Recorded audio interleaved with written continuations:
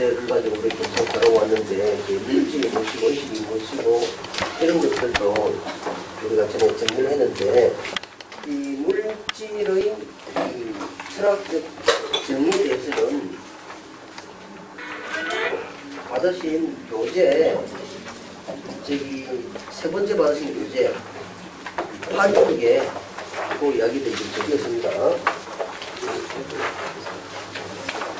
그리고 이제 아직 오늘 우리가 해결 변전법을 나눌 텐데 실제로 이 광대한 해결 변전법 전체를 다 짧은 강의속에 말씀을 드리지는 못하고 일단 받으신 교재를 가지고 계시다가 필요할 때마다 그 부분을 다시 돌아가서 확인하고 말씀을 드리고 그렇게 하겠습니다.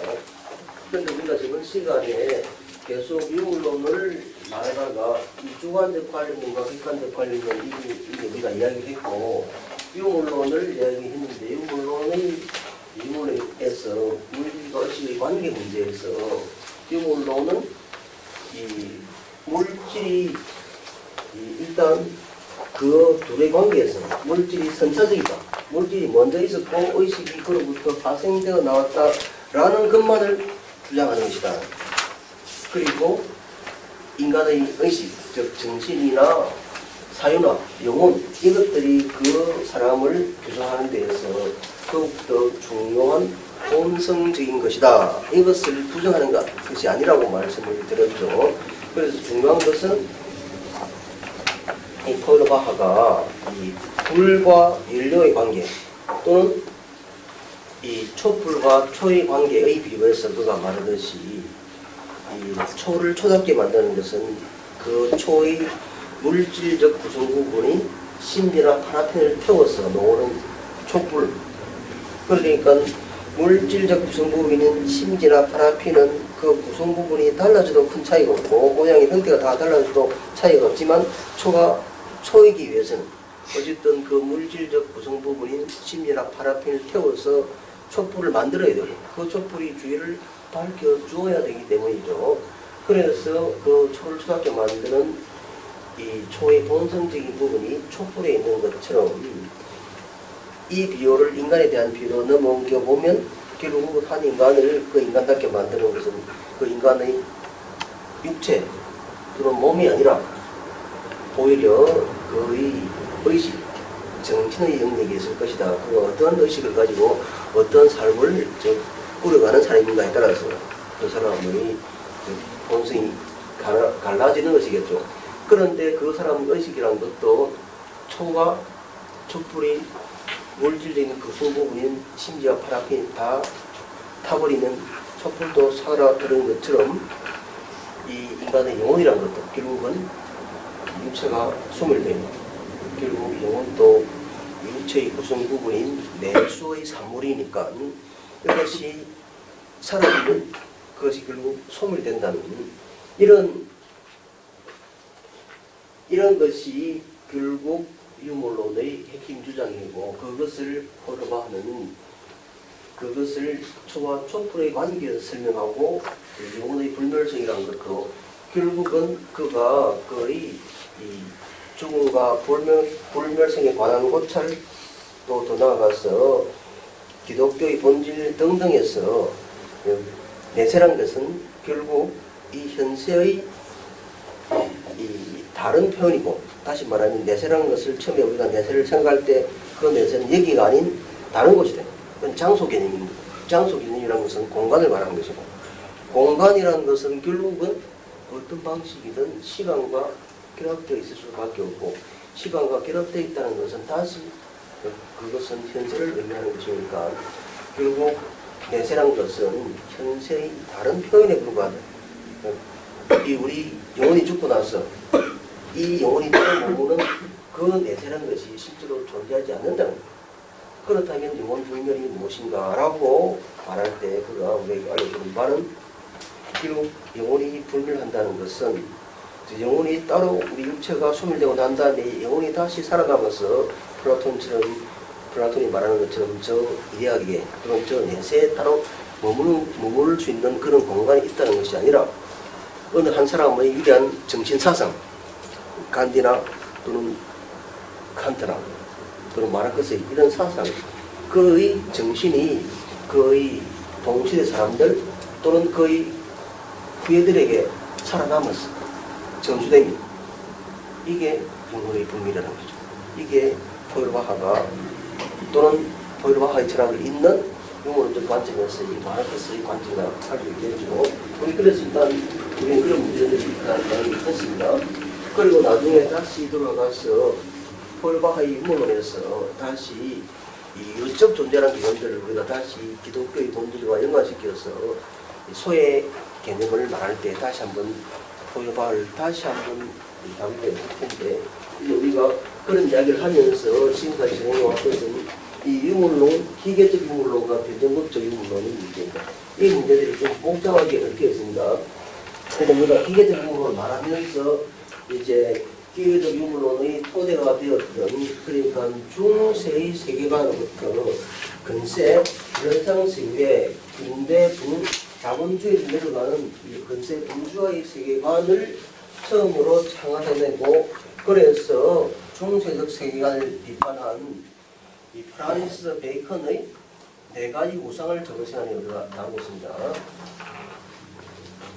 이 베이컨의 네 가지 우상 가운데에서 실제로 이 종교적 우상이 가장 먼저 있었고, 그 책에서는 이른바 신기관, 노움 오르가노이라는 그의 책 신기관에서는 종교의 우상을 먼저 다루고, 그 다음에 두 번째가 동물의 우상, 그 다음에 시장 우상, 극장 우상, 이렇게 전개가 되는데, 우리는 이 설명의 편리함을 위해서 종교의 우상이 가장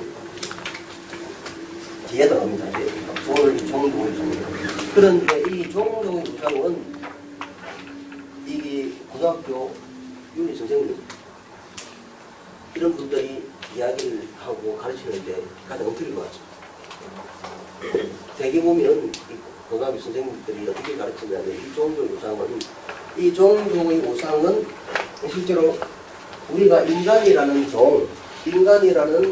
종족이기 때문에 가지게 되는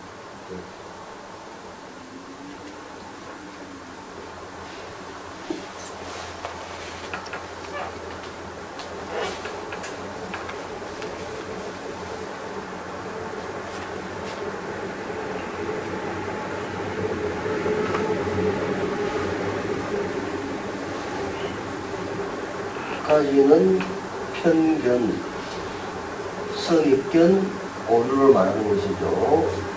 그런데 이렇게 적어놓고 대개 선생님들이 어떻게 가르치냐면 이게 도미토리처럼 이렇게 봅니다. 저 새가 구슬 피운다. 저 꽃이 나를 보고 방긋 웃는다. 이렇게 얘기합니다. 그래서 이것을 의논이라고 가르칩니다. 이 모든 것을 사람의 관점에서 설명하려면 이거 완전히 틀린 말은 아닙니다. 왜냐하면 우리 인간이 가지고 있는 감각지각으로부터 인간이 사유가 진행되기 때문에 우리 감각지각이 이제 표상으로 넘어가고 다시 이것이 이성적 인식으로 개념 추론 판단으로 넘어가는데, 그런데 인간이 가지고 있는 감각지각에 기초해서 대상을 평가하고 인식할 때 대체 우리는 이러한 의논적인 관점을 쉽게 가질 수가 있죠. 그런데 이 종교의 우상은 단순히 의논적인 관점이 아니라 뭐냐면, 이 책상을 우리가 어떻게 만들었습니까? 책상을 만들 때 이 책상 안에 어떠한 목적을 집어넣죠. 우리 인간들은 어떤 행위를 할 때 항상 목적적 행위를 합니다. 목적의식적 행위를 하죠. 근데 실제 나중에 엥겔스가 원숭이에서 인간으로 진화하는 데에서 노동의 역할이라는 중요한 책에서 노동의 성격을 밝힙니다. 그런데 그 노동의 성격을 밝히는데 도구를 사용하는 것은 인간뿐 아니라 동물도 있다는 거죠. 그런데 오랑우탕이 실제 도구를 사용합니다. 오랑우탕이 땅에 떨어진 나무를 들고 나뭇가지를 들고 흰 게임집에 이 소금이 넣습니다. 그러면 개 밑에 그 붙겠죠. 그걸 가지고 이렇게 갖다 먹는 거죠. 그럼 이 흰 개미는 엄청난 단백질이 되죠. 그리고 또 새들 중에서 머리가 가장 좋은 새가 뭐겠습니까? 까마귀입니다. 까마귀. 이 까마귀라는 놈이 이 자기 부리가 닿지 않는 곳에 자기가 잡아먹어야 될 벌레가 있으면 이게 나뭇가지를 하나 주워옵니다. 그걸 가지고 그 속집을 해줍니다. 만약에 병이 있다면 그 병 안에 벌레가 있다면 그걸 가지고 속집을 해줍니다. 그럼 그 가지 위에 벌레가 당겨져. 그걸 탁 꺼내면 이 상당히 머리가 있는 놈이죠. 그럼 이 들새 중에서는 까마귀가 머리가 최고 없습니다. 그런데 이들의 도구와 인간의 도구의 결정적 차이점. 이들의 도구는 자연에 있는 자연물을 그대로 취득한 겁니다.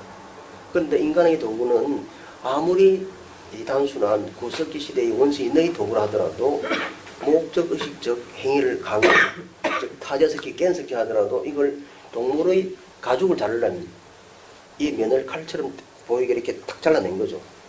그리고 이 간석기는 더 많은 그런 목적 의식적 노동이 들어간 것이죠. 그러니 목적 의식적 인간의 노동은 목적 의식적 행위가 들어간 것입니다. 예를 들어 다른 예를 하나 들어보자면 이 비브란 놈이 댐을 샀죠. 나뭇가지를 막 잘라와서 시냇물을 가둬두는데 그 비브가 시냇물을 그렇게 나뭇가지를 사와서 울겨설게 사와서 시냇물을 가둬두면 시냇물의 이 수위가 높아지죠. 그러면 다양한 물고기들이 더 많이 모이고 또 그걸 잡아먹기 위해서 또 다른 짐승들이 더 모이면서 이게 그 주변의 생태계가 더 풍요로워지는 것이죠. 그런데 이 비브란 놈은 알고그러미가 있는 오래전부터 자기 몸에 이 각인되어 있는 본능으로부터 그럽니다. 본능으로부터 그러죠. 그러니까 비브의 이 활동들은 아무리 이것이 목적적인 행위로 보일지라도 비브의 행위는 그저 자연에 동화하는 이 행위입니다. 이것을 나중에 이런 행위를 오히려 이 아도르노는 이런 행위를 비매시습적 행동 양식이라 해서 나중에 이는 인간의 개념적 사유를 보완하는 그런 사유로 말하지만 지금은 그걸 말씀드리지 않겠습니다. 그런데 인간이 만드는 댐은 어떻습니까? 미리부터 계획을 해서 목적지적으로 자연 전체를 개조하는 겁니다.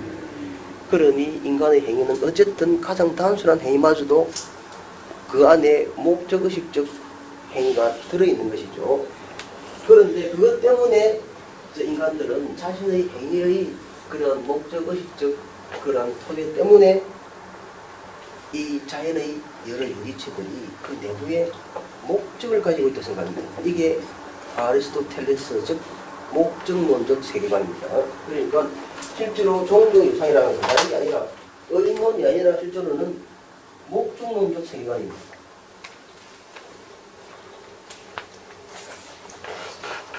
그러니까 우리 사람들 머리에 털이 왜 머리카락이 왜 생깁니까?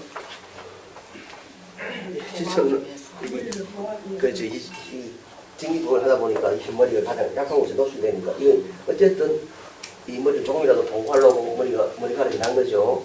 그러니까 이 머리카락이 다 없어진 것입니다. 시원하죠. 이거 조금 더 이 위험한 곳에 노출되죠. 그리고 이 눈썹이 왜 생깁니까? 이 비가 오면 이게 없으면 바로 들어갑니다. 이게 지붕이 있거라니까. 그죠? 그리고 속눈썹과 코털은 왜 생깁니까? 먼지를 끌는 필터입니다. 우리가 네 발로 만져 기어다녔다면 겨드랑이 털이 안 생기겠죠? 이게 두 발로 서니까 몸하고 겨드랑이가 붙으면 위생이 불편하고 소통을 잘 하기 위해서 이게 털을 만들어놨습니다. 근데 이 털을 막 깎는 데는 진화에 반하는 행동입니다. 네.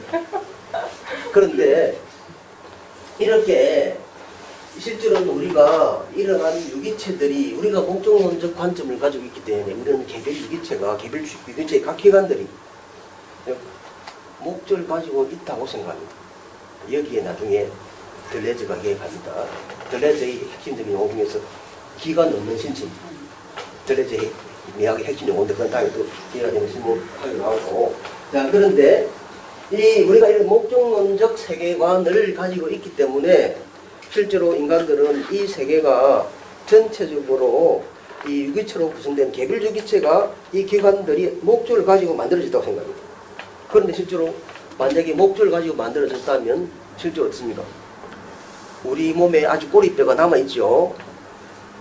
그리고 우리 몸의 맹장은 어떤 기능을 합니까? 아무 기능도 안 합니다. 맹장염을 일으키는 말고는 아무 기능을 안 합니다. 우리 목의 편도선은 역시 편도선염을 일으키는 것 말고는 아무 기능을 안 합니다. 그리고 요즘은, 그래서 예전에는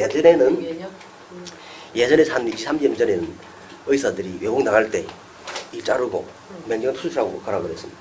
요즘 안 그렇죠. 요즘은 우리 모르는 기능이 있을 수 있기 때문에 이걸 섣불리 자른다 이런 하진 않지만, 그런데 만약에 이게 우리가 처음부터 어떤 목적을 가지고 설계된 존재라면 우리 인체에서 불완전한 부분이 없게 되겠죠. 그래 우리는 과거로부터 선조들이 우리에게 물려준 신체의 불완전한 부분을 여전히 가지고 있죠.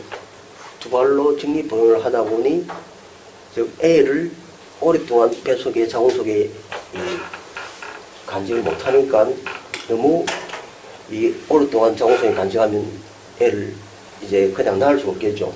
그러니까 다른 동물이 더 오래 애를 어머니 뱃속에 간직하지 하는 것처럼 하는 것보다 더 짧은 기간 동안 애를 낳아야 되니까 더 미숙한 상태로 애를 낳아야 되고, 그래서 인간의 지나는 이 육아가 더욱더 이 성인 개체에게 육아 기간이 더 많이 걸리는 방식으로 진화되었죠. 그래서 이것이 또 가족과 공동체를 더욱 확산시키는 방식으로 진화하긴 했지만, 그렇다면 우리는 어쨌든 우리의 이 신체는 과거로 우리 선조들이 가지고 있는 신체적 기ram을 그대로 물려받은 상태로 진화하는 겁니다. 그런데 이것을 우리가 만약에 우리 신체가 처음부터 어떤 목적에서 설계된 것이라면 이런 식으로 진화 안 했겠죠. 그런데 이것은 많은 개체들이 실제로 그 자연과의 투영 속에서 자연에 가장 잘 적응한 개체가 자신들의 그런 유전자를 뒤로 넘겨주면서 인간 이런 방식으로 진화해왔다는 것이겠죠. 그러니 이것을 설명하는 것도 목적론적 관점보다는 진화론적 관점이 더 유리하다는 것이겠죠. 그렇다면 이 목적론적 이 세계관을 부정하는 세계관입니다.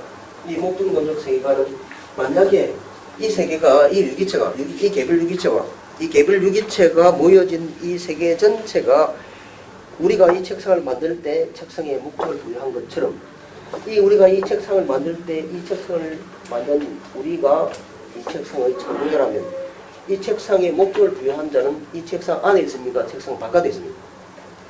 책상 바깥에 있겠죠.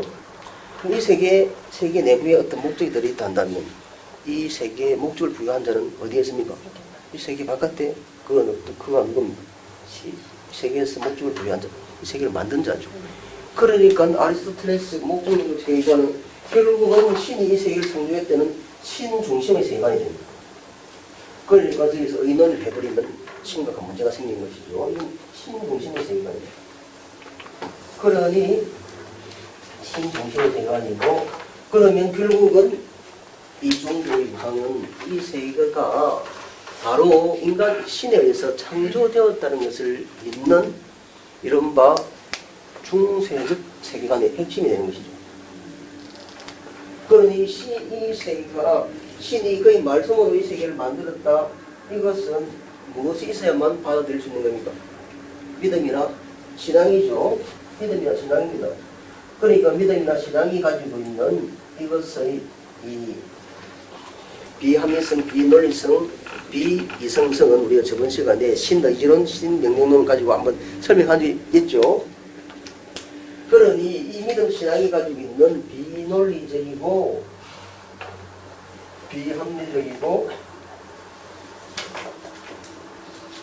비이성적인 이러한 세계관으로부터 이제 합리적이고 논리적이고 이성적인 세계관으로 전환한 근대 부르주아지 세계관이 바로 기계적 인문론입니다. 기계적 유물론은 기계적 유물론의 가장 대표적인 발언 양태가 바로 이 데카르트입니다. 데카르트의 세계관입니다. 이 데카르트는 이 우리 신체마저도 일종의 기계와 같은 것이라고 봅니다. 그런데 여기서 이 기계적 유물론은 그럼 세계를 어떻게 설명하냐? 이 세계가 잘 짜여진, 잘 보완된 일종의 기계와 같은 것입니다. 그러니까 이 기계적 유물론은 실제로 이 세계의 모든 현상을 원인과 결과의 연쇄 속에서 설명 가능하다. 즉, 이른바 인과적 설명, 인과적 해명의 가능성을 믿습니다. 인과적 설명, 인과적 해명의 가능성을 믿는 거죠. 그런데 말은 하나에 날벼락 쳤다면 옛날 고대인들 같으면 어떻게 말하겠습니까? 신이 노했다 이거죠. 그래가지고 막 제사를 지내야 되죠. 그런데 인간들의 이제 지식이 좀 더 발달하면 말은 하나에게 날벼락이 치는 것은 이 대기가 불안정해져서 음전하를 띤 구름과 양전하를 띤 구름이 갑자기 부딪혀서 생겨난 자연현상에 불과하다. 그러면 더 이상 신들에게 제사를 지내거나 신들을 경배하는 이런 일들은 없어지겠죠. 그러니 이제 그만큼 인간의 인식이 발전하는 만큼 인간에게 자유가 생깁니다. 그러니 나중에 해계는 이 자유를 필연성의 인식이랍니다. 원인과 결과가 어떤 방식으로 일어나는 그 필연성을 인식 통찰하는 것, 이것이 자유의 존재다. 이것을 마르크스로 받아들입니다.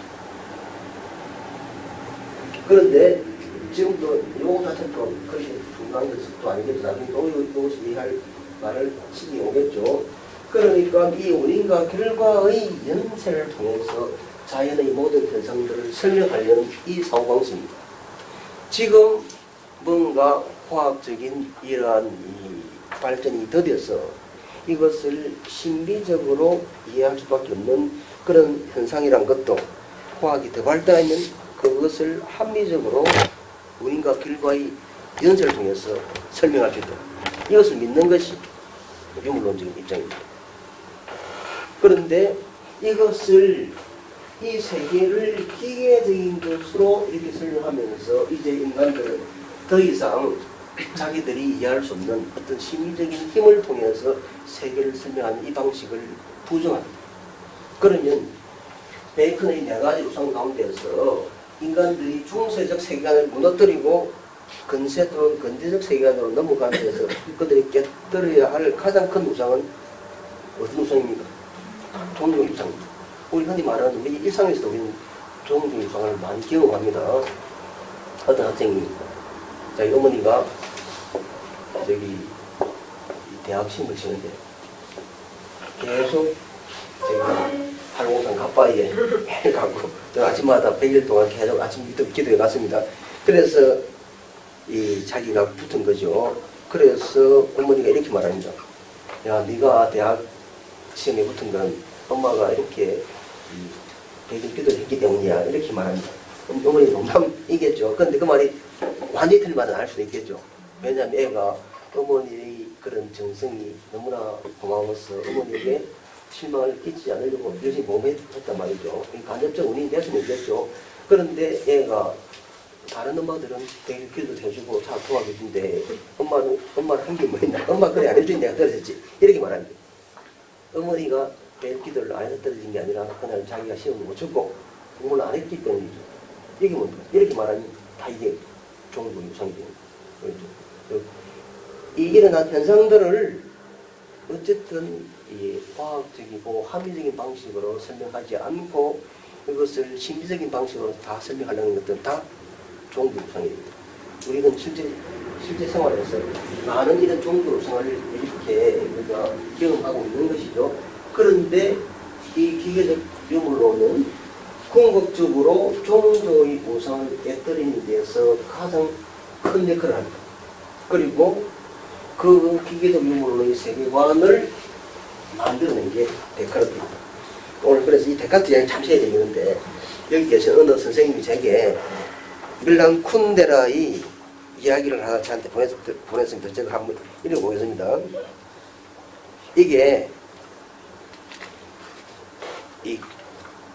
제가 한번 읽어보겠습니다. 이게 재밌어서 우리 강의하고 좀 연관이 되어서 설명을 좀 해보겠습니다. 밀란 쿤데라의 소설 이름입니다. 참을성 조대가 그 한 장인데, 내 눈앞에는 여전히 나무 둥지에 앉아 카레닌의 머리를 쓰다듬으며, 자, 좀 읽어주세요. 내 눈앞에는 여전히 나무 둥지에 앉아 카레닌의 머리를 쓰다듬으며 인류의 실패에 대해 생각하는 테레자가 있다. 이와 동시에 또 다른 이미지가 눈앞에 떠올랐다. 토리노의 한 호텔에서 나오는 니체. 그는 말과 그 말을 채찍으로 때리는 마부를 보았다. 니체는 말에게 다가가 마부가 보는 앞에서 말의 목을 껴안더니 울음을 터뜨렸다. 그 일은 1889년에 있었고 니체도 이미 인간들로부터 멀어졌다. 달리 말해 그의 정신질환이 발병한 것이 정확하게 그 순간이었다. 그런데 내 생각에는 바로 그 점이 그의 행동에 심오한 의미를 부여한다. 니체는 말에게 다가가 데카르트를 용서해달라고 빌었던 것이다. 그의 광기, 즉 인류와의 결별은 그가 말을 위해 울었던 그 순간 시작되었다. 그리고 내가 사랑하는 니체가 바로 그런 니체이며, 마찬가지로 내가 사랑하는 테레자는 죽을 병에 걸린 개의 머리를 무릎에 얹고 쓰다듬는 테레자다. 나는 나란히 선 두 사람의 모습을 본다. 이들 두 사람은 인류, 자연의 주인이자 소유자가 행진을 계속하는 길로부터 벗어나 있다. 이게 실제로 저기 니체가 가서 저기 데카르트를 용서해라 이렇게 말하지 않았겠죠, 그죠? 그런데 상당히 밀란 쿤데라가 상당히 재밌는 사람입니다. 밀란 쿤데라는 제가 볼 때 니체 주자입니다. 왜냐하면 이제 데카르트를 용서해라. 데카르트는 어떤 사람입니까? 이성주의 서양 철학사에서 근세의 이성주의 철학의 완성자라고 이렇게 말할 수 있죠. 그런데 이때 데카르트와 또는 베이컨으로부터 발생되어 나오는 근대의 자연과학적 이런 세계관입니다. 자연과학적 세계관은 간단히 말하면 인간 중심적 세계관입니다. 그런데 이 인간 중심적 세계관이 어디에 그 토대를 두고 있냐면 바로 기독교입니다. 하나님이 인간들을 창조하고, 그리고 생존하고 번성하여 땅에 충만하라, 그리고 그 모든 것들을 지배하라 이렇게 말씀하시는 거죠. 그래서 기독교의 세계관은 결국은 하나님이 이 세계를 만드셨다는 것을 믿는 것이지만, 그 궁극에는 신을 닮은 인간이라는 그 태제 아래서 이 모든 것을 인간의 관점에서 이 자연 또는 동식물들은 인간의 목적을 위해서 지배 강화할 수 있는 존재입니다. 이게 인간 중심의 세계관입니다. 이것이 중세를 거쳐서 중세 속에서는 이 목중론적 세계관 때문에 믿음신앙이 비합리적인 믿음신앙이 우선시되고, 그래서 이성이 엉눌려 있었지만 다시 이 르네상스 이후로 근대로 넘어오면서 자연과학이 다시 발달하면서 인간의 이성적 합리적 세계관이 등장했는데, 이 자연과학적 세계관의 핵심은 기독교에서 말하는 인간 중심의 세계관입니다. 그러니 이게 데카르트가 데카르트를 용서하라는 거예요. 그러니까 뭡니까? 그가 보았던 것은 니체가 데카르트를 용서하라 이렇게 말하지는 않을 텐데, 밀란 쿤데라가 보았던 것은 니체는 서양 철학의 오랜 이성주의 본질주의 전통에 그 전통의 파열구를 내면서 그것이 가지고 있는 인간 중심적 세계관을 나무라는 것이죠. 그렇게 본다면은 이제 이 자연은 우리가 가공하고 지배하고 우리 목적에 따라서 마음대로 처분할 수 있는 그런 대상이 아닌 것이죠.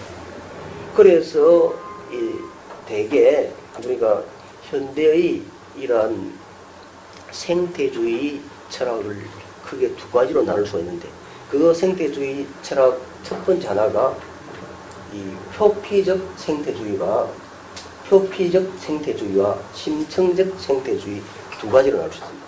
이 표피적 생태주의는 이 자연도 그 내부에서 인간의 자연을 이용하면 자연이 회복할 수 없을 정도로 자연을 파괴하거나 자연을 이용하면 자연을 더 이상 우리의 목적에 따라서 이용할 수 없게 되기 때문에 재생 가능한 방식으로 자연을 이용하고 보호하자는 것, 이게 표피적 생태주의입니다.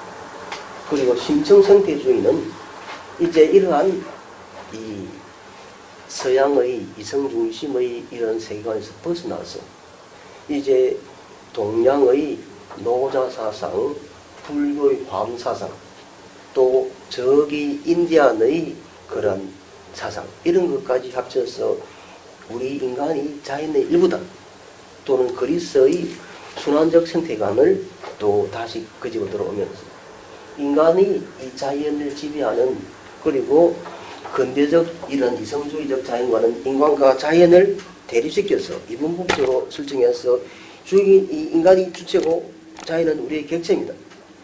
이 객체가 자연의 법칙을 알아내고 그래서 자연을 지배할 수 있다는 이러한 합리적 세계관보다는 인간이 자연의 일부이고 자연의 순응을 해야 한다.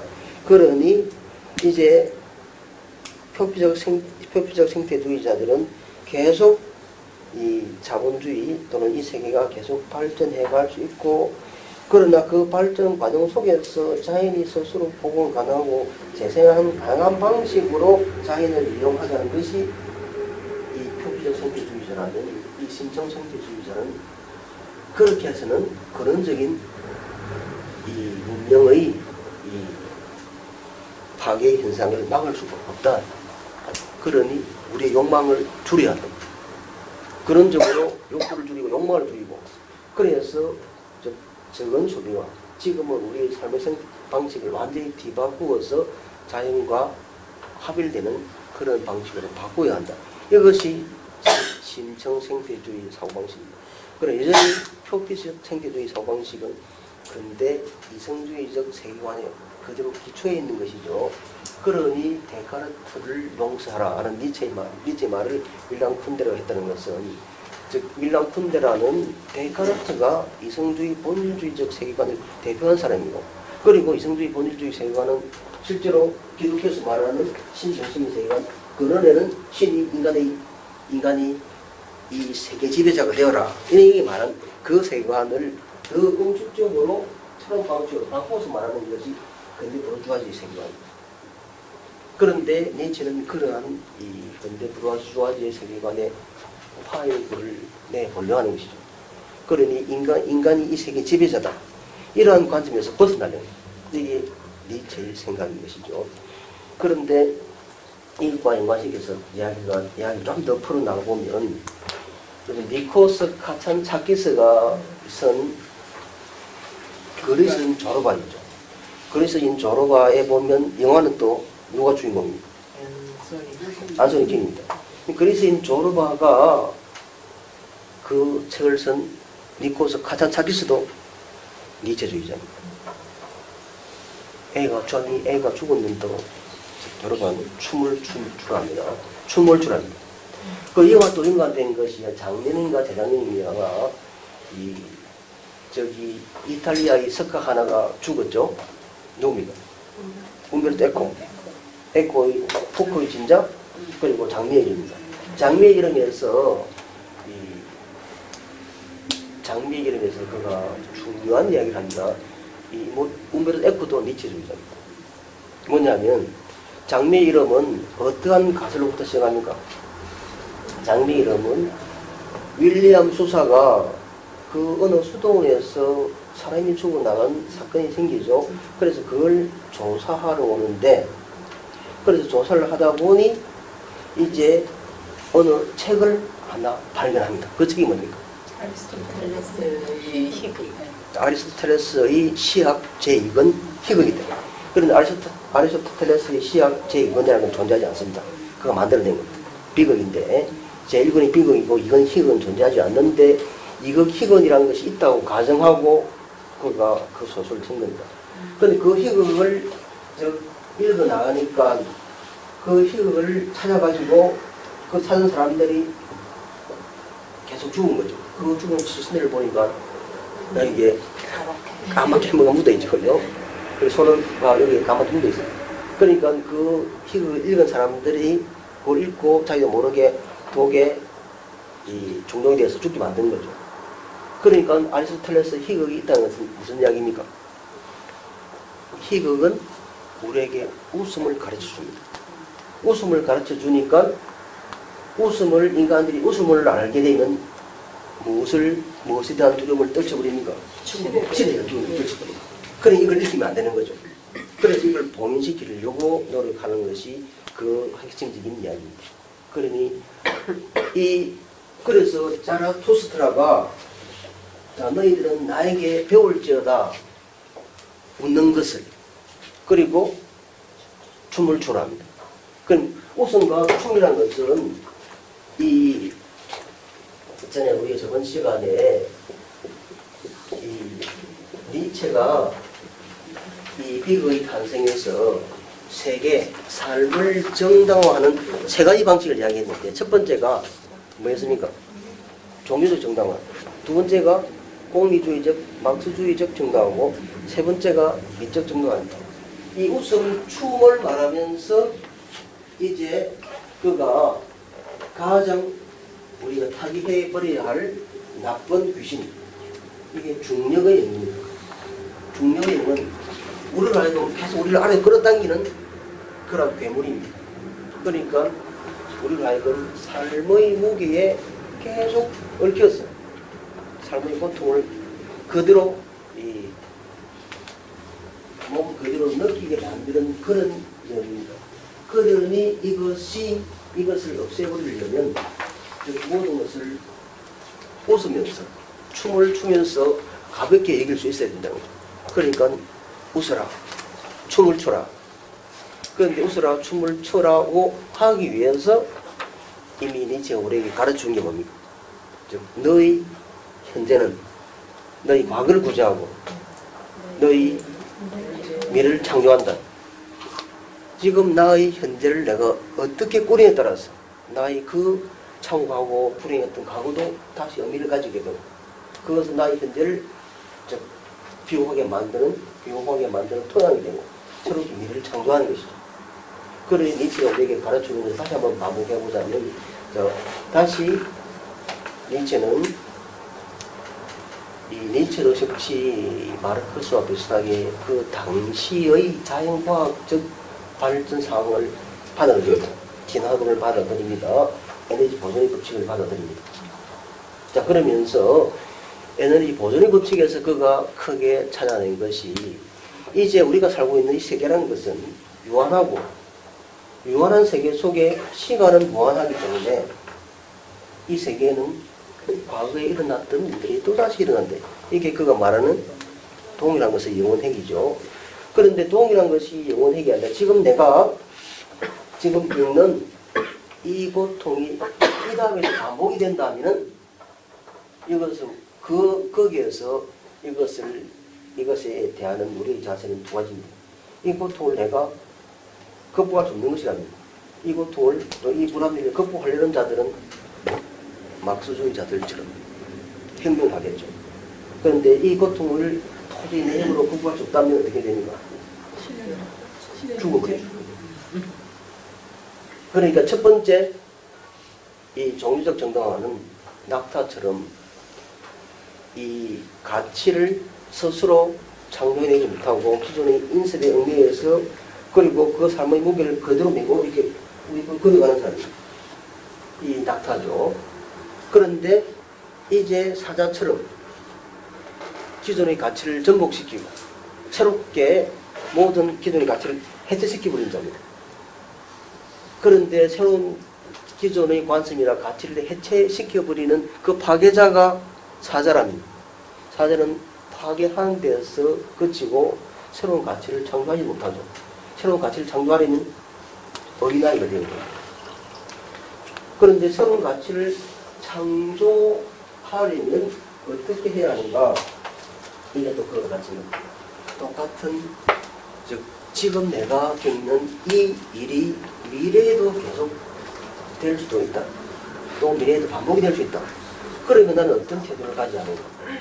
지금 미래에 다시 지금 내가 겪는 그러한 유사한 일들이 또다시 일어난다 할지라도 그때 내가 지금 하는 선택을 그때도 할 수 있도록 지금 이 순간 그런 선택을 하라 이런 겁니다. 그러면 나는 순간을 영원할 수 있겠다. 이게 니체가 이른바 유언을 생각하는 방식입니다. 니체나 포르바흐나 전에 말씀드린 것처럼 니체는 자기 스스로를 유물론자라고 말하지 않고 자기 유물을 비판을 합니다. 그리고 청년 니체가 이 포르바흐를 자기의 독서 목록에 적어놓고도 장년이 되어서는 포르바흐를 한마디도 언급 안 합니다.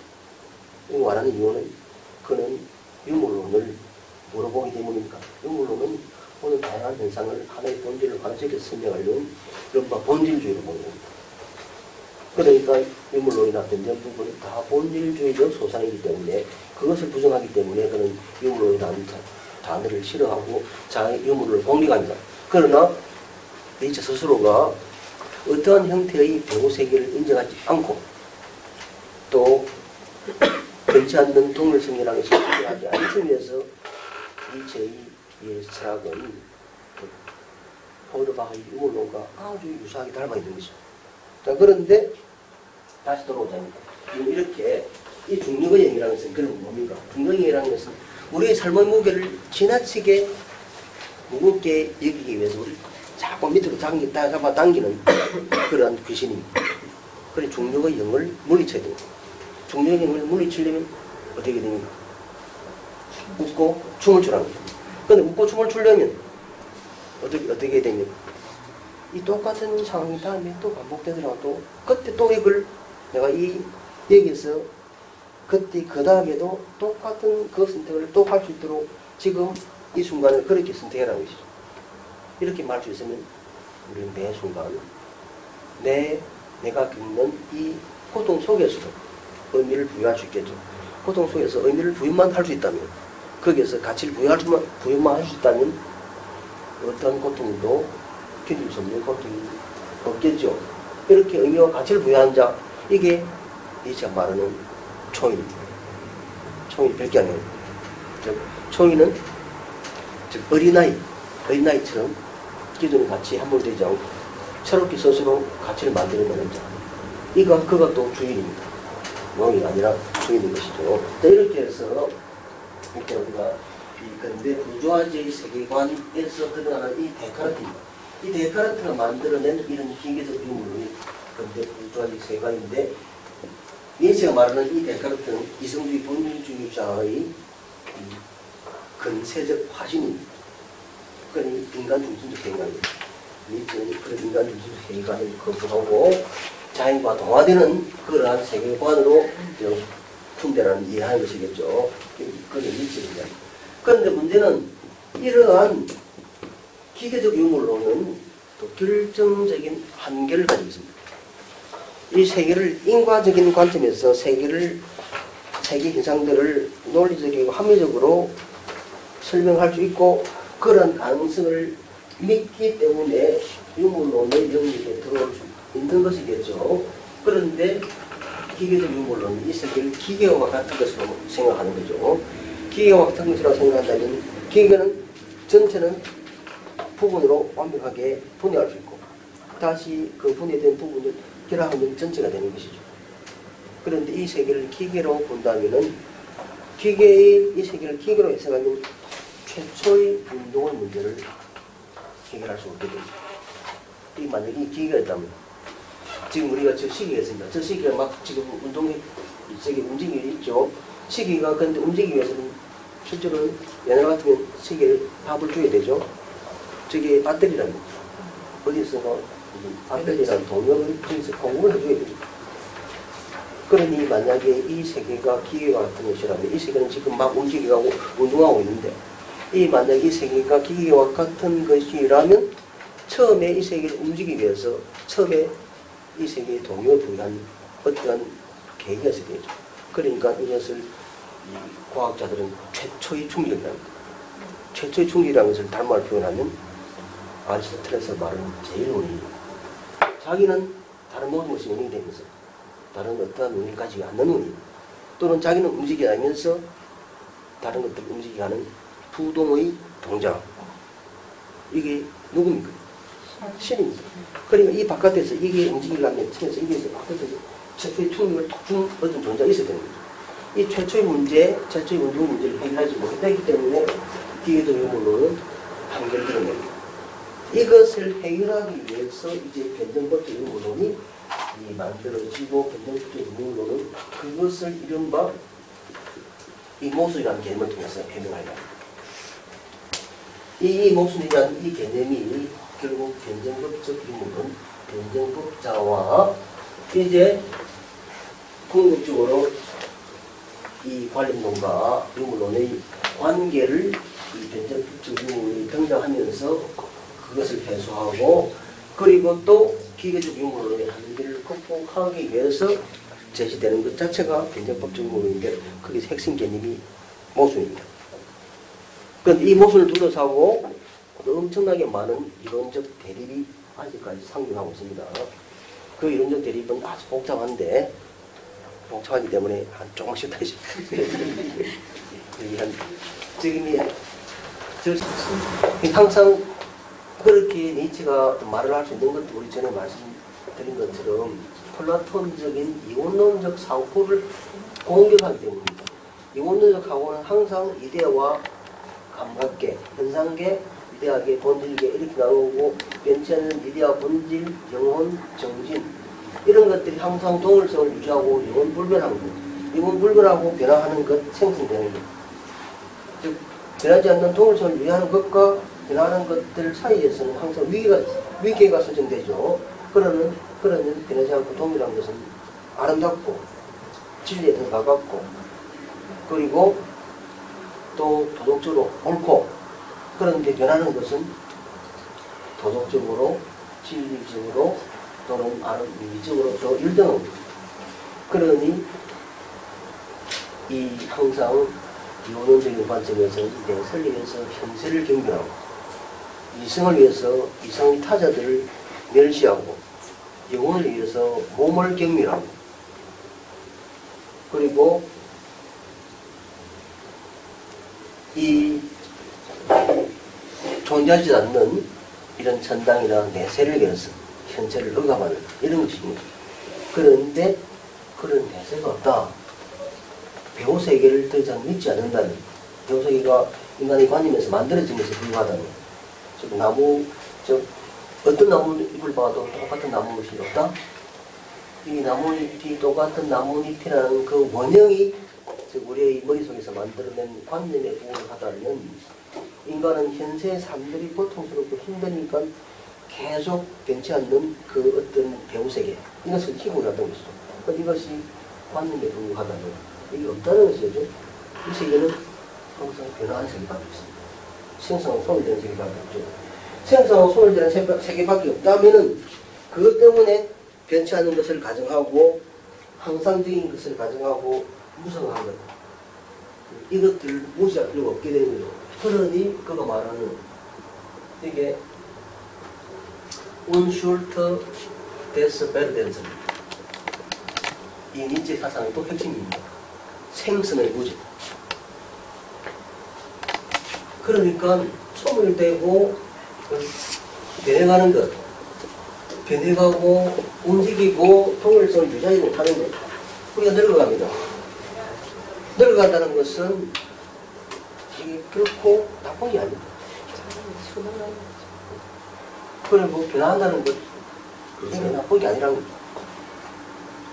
그러니까 제가 수업을 지난주 생성을 그런데 본질주의적 특히 마르크스주의자는 다르겠지만 플라톤교의 본질주의자들은 생성을 오히려 나보다 돈을 주는 그거보다 더 1등한 것이라 말이겠죠. 그런데 그런 사고는 이원론적 사고에서 먹는 겁니다. 그죠? 이원적 사고를 무시한다. 배우세계를 인정하지 않는다. 일세계는 현상화된 일세계밖에 없는 거죠. 현상화된 세계밖에 없다면 모든 것이 변화 발전하고 움직이고 소멸되고 새로 생긴다고 합니다.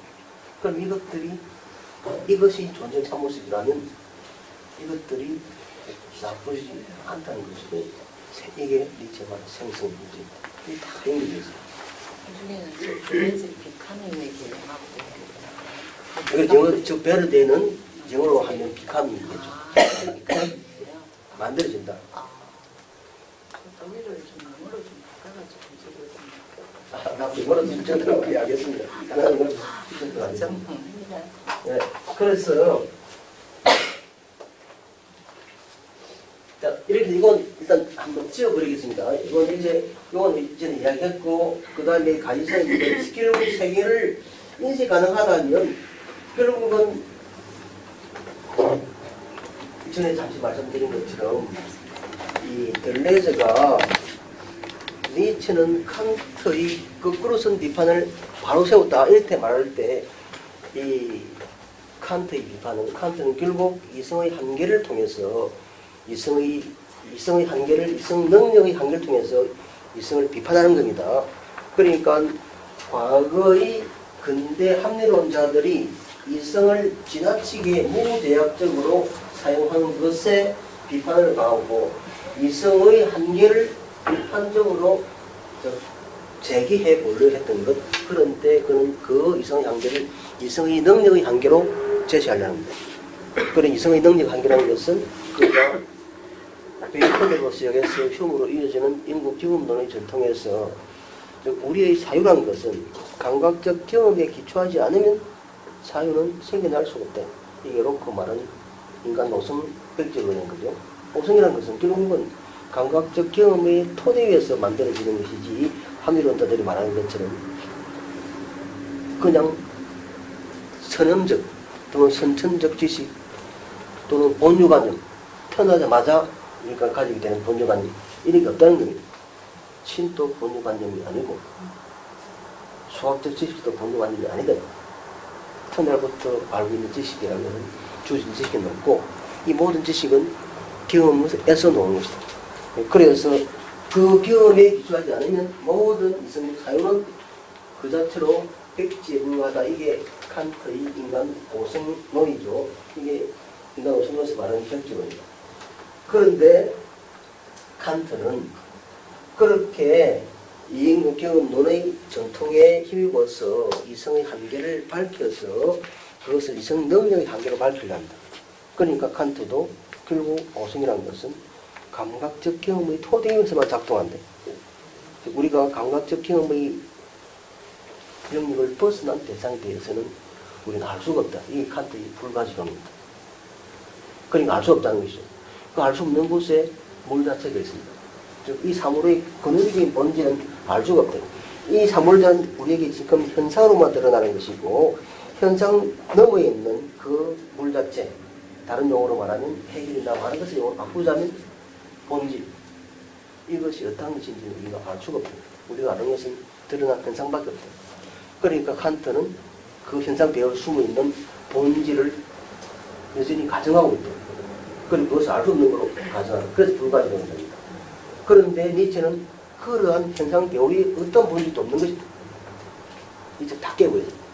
그래서 델레즈는 칸트는 비판했지만 완전히 비판을 못하고 니체는 모든 이성적 관점에서 존재하는 어떤 배우 세계도 다 깨뜨려버립니다. 여기서 우리도 조심해야 됩니다.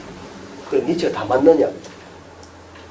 이 마르크스주의자들이 말하는 이 변치 않는 이 본질이라는 것들이 해결이 말하는 또는 그 이전에 플라톤이 말하는 이 본질과 어떤 측면에서 다른가?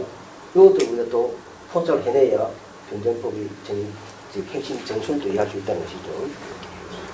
그런 이야기를 지금 합니다. 그러니까 어쨌든 그러나 이 가시성의 문제에서 이런 유물론자들은 어쨌든 지금 우리가 이해할 수 없는 것, 합리적으로 설명할 수 없는 것이 있다 하더라도 공학대 발전한다.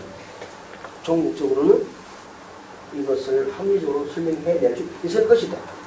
이에 대한 합리적 해명 가능성에 대한 믿음입니다. 이게 유물론입니다. 물론 이 세계는 아직까지 우리가 합리적으로 설명할 수 있는 많은 심리적 현상들이 남아있겠죠. 그렇지만 그것들이 지금 우리 과학이 아직 발전되지 못했기 때문이다. 예컨대 기라든지 또는 다른 어떤 것들이죠.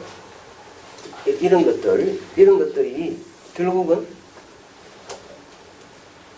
지금은 아주 신비적인 것으로 설명하지만 나중에 이것이 더 과학들이 발달되고 충분히 합리적인 틀 속에서 설명될 것이다. 이걸 믿는 게 유물입니다. 그 유물도 결국 믿음이네 이렇게 말할 수도 있겠지만 여전히 그런 유물로는 그런 합리적 설명 가능성에 대한 신뢰라는 것입니다. 그런데 이 불가지론 관련론은 아무리 인간의 인식이 과학이 발달해도 결국은 합리적인 틀 속에서 설명하지 못하는 신비적인 영역이다. 이게 어디의 영역입니까? 신의 영역입니다. 신이 말하는 이것은 합리적으로 설명 안 되니까 결국은 불가지론은 계속 신의 존재를 어떤 방식이든 인정할 수밖에 없게 되어 있죠. 아무리 우리가 유물론을 말하고 과학을 말해도 종교는 살아남겠죠. 왜냐하면 낙타처럼 사는 사람들에게 가장 강력한 위안은 종교 위안밖에 없는 거죠. 그런데 낙타처럼 살지 않고 새롭게 가치를 만들어 가려면 낙타처럼 안 살려면 두 가지 방식입니다. 막스주의자들처럼 여기 있는 이런 막스주의자들처럼 영웅적으로 자신의 고통을 다가올 미래를 위해서 더 나은 미래를 위해서 자신의 고통을 감내하는 이런 방식, 이게 막스주의자의 방식입니다. 영웅적인 방식입니다. 그런데 니체는 그것도 실제로는 그 막스주의자들 이런 것들 공리주의자들 니체가 막스주의자를 직접 언급하지 않지만 공리주의자들을 그렇게 언급하지만 결국 그것도 현실을 있는 그대로 그냥 용인하고 받아들이는 것이 아니라 아직 다가오지 않는 미래를 위해서 현실을 정당화하는 방식입니다. 결국은 종교 정당화와 크게 다를 것 없다는 것이죠. 그럼 현실을 있는 그대로 정당화하는 방식, 이게 세계 또는 삶의 밀적 정당화. 그러니 들레즈가 니체의 말을 빌어서 예술작품은 다른 것을 위해서 존재하지 않는다. 그 자체만 위해서 존재하니까 너 자신을 예술작품으로 만들어라. 그러니까 내 자신 있는 그대로 나를 용인하고 나를 내가 스스로 가치를 만들어낼 수 있는 그런 존재로 나를 바꾸면 나는 미래를 위해서 결국은 이 현실을 정당화시키지 않은 방식으로도 내 삶을 정당화시킬 수 있겠죠. 이게 좀 어렵습니다. 그런데 결국은 예컨대 이런 문제로 화는될 수 있을 겁니다. 결국은 한 사람이 고통스럽습니다. 그 고통스러운 그 삶을 견디는 방식이 이것을 마르크스는 제도를 개혁하려 합니다. 니체는 의식을 개혁합니다.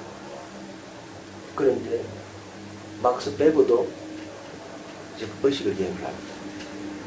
그런데 두 가지가 이런 제도를 개혁하는 것도 그래서 그렇게 해서 마르크스가 포여바하를 말할 때 포여바하를 가장 비판하는 것은 다음에 우리가 소요론을 가지고 말하게 될 텐데 포여바하는 결국은 나중에 좀 길게 말하겠습니다. 실제로 아무리 우리가 제도 개혁을 한다 하더라도 이 마르크스는 포여바하를 이제 비판하고 포여바하는 결국 우리가 지금 이렇게 이 현실이 어려운 것은 인간들이 다 자기 스스로가 신이라는 것을 모르기 때문이다. 좀 길게 좀 다시 설명을 드려야 되겠는데 결국 이 포여바하가 기독교의 본질에서 인간이라는 것은 결국은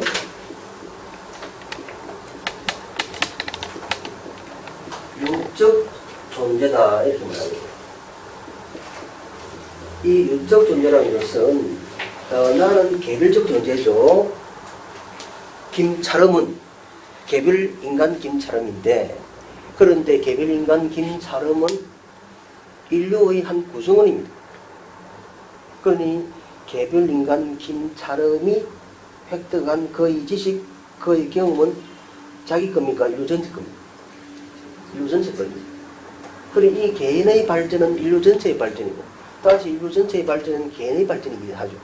그리고 이 개인은, 즉 인간이 자기 개인으로 머물 때에는 개별 인간은 유한하고 그리고 제한적입니다.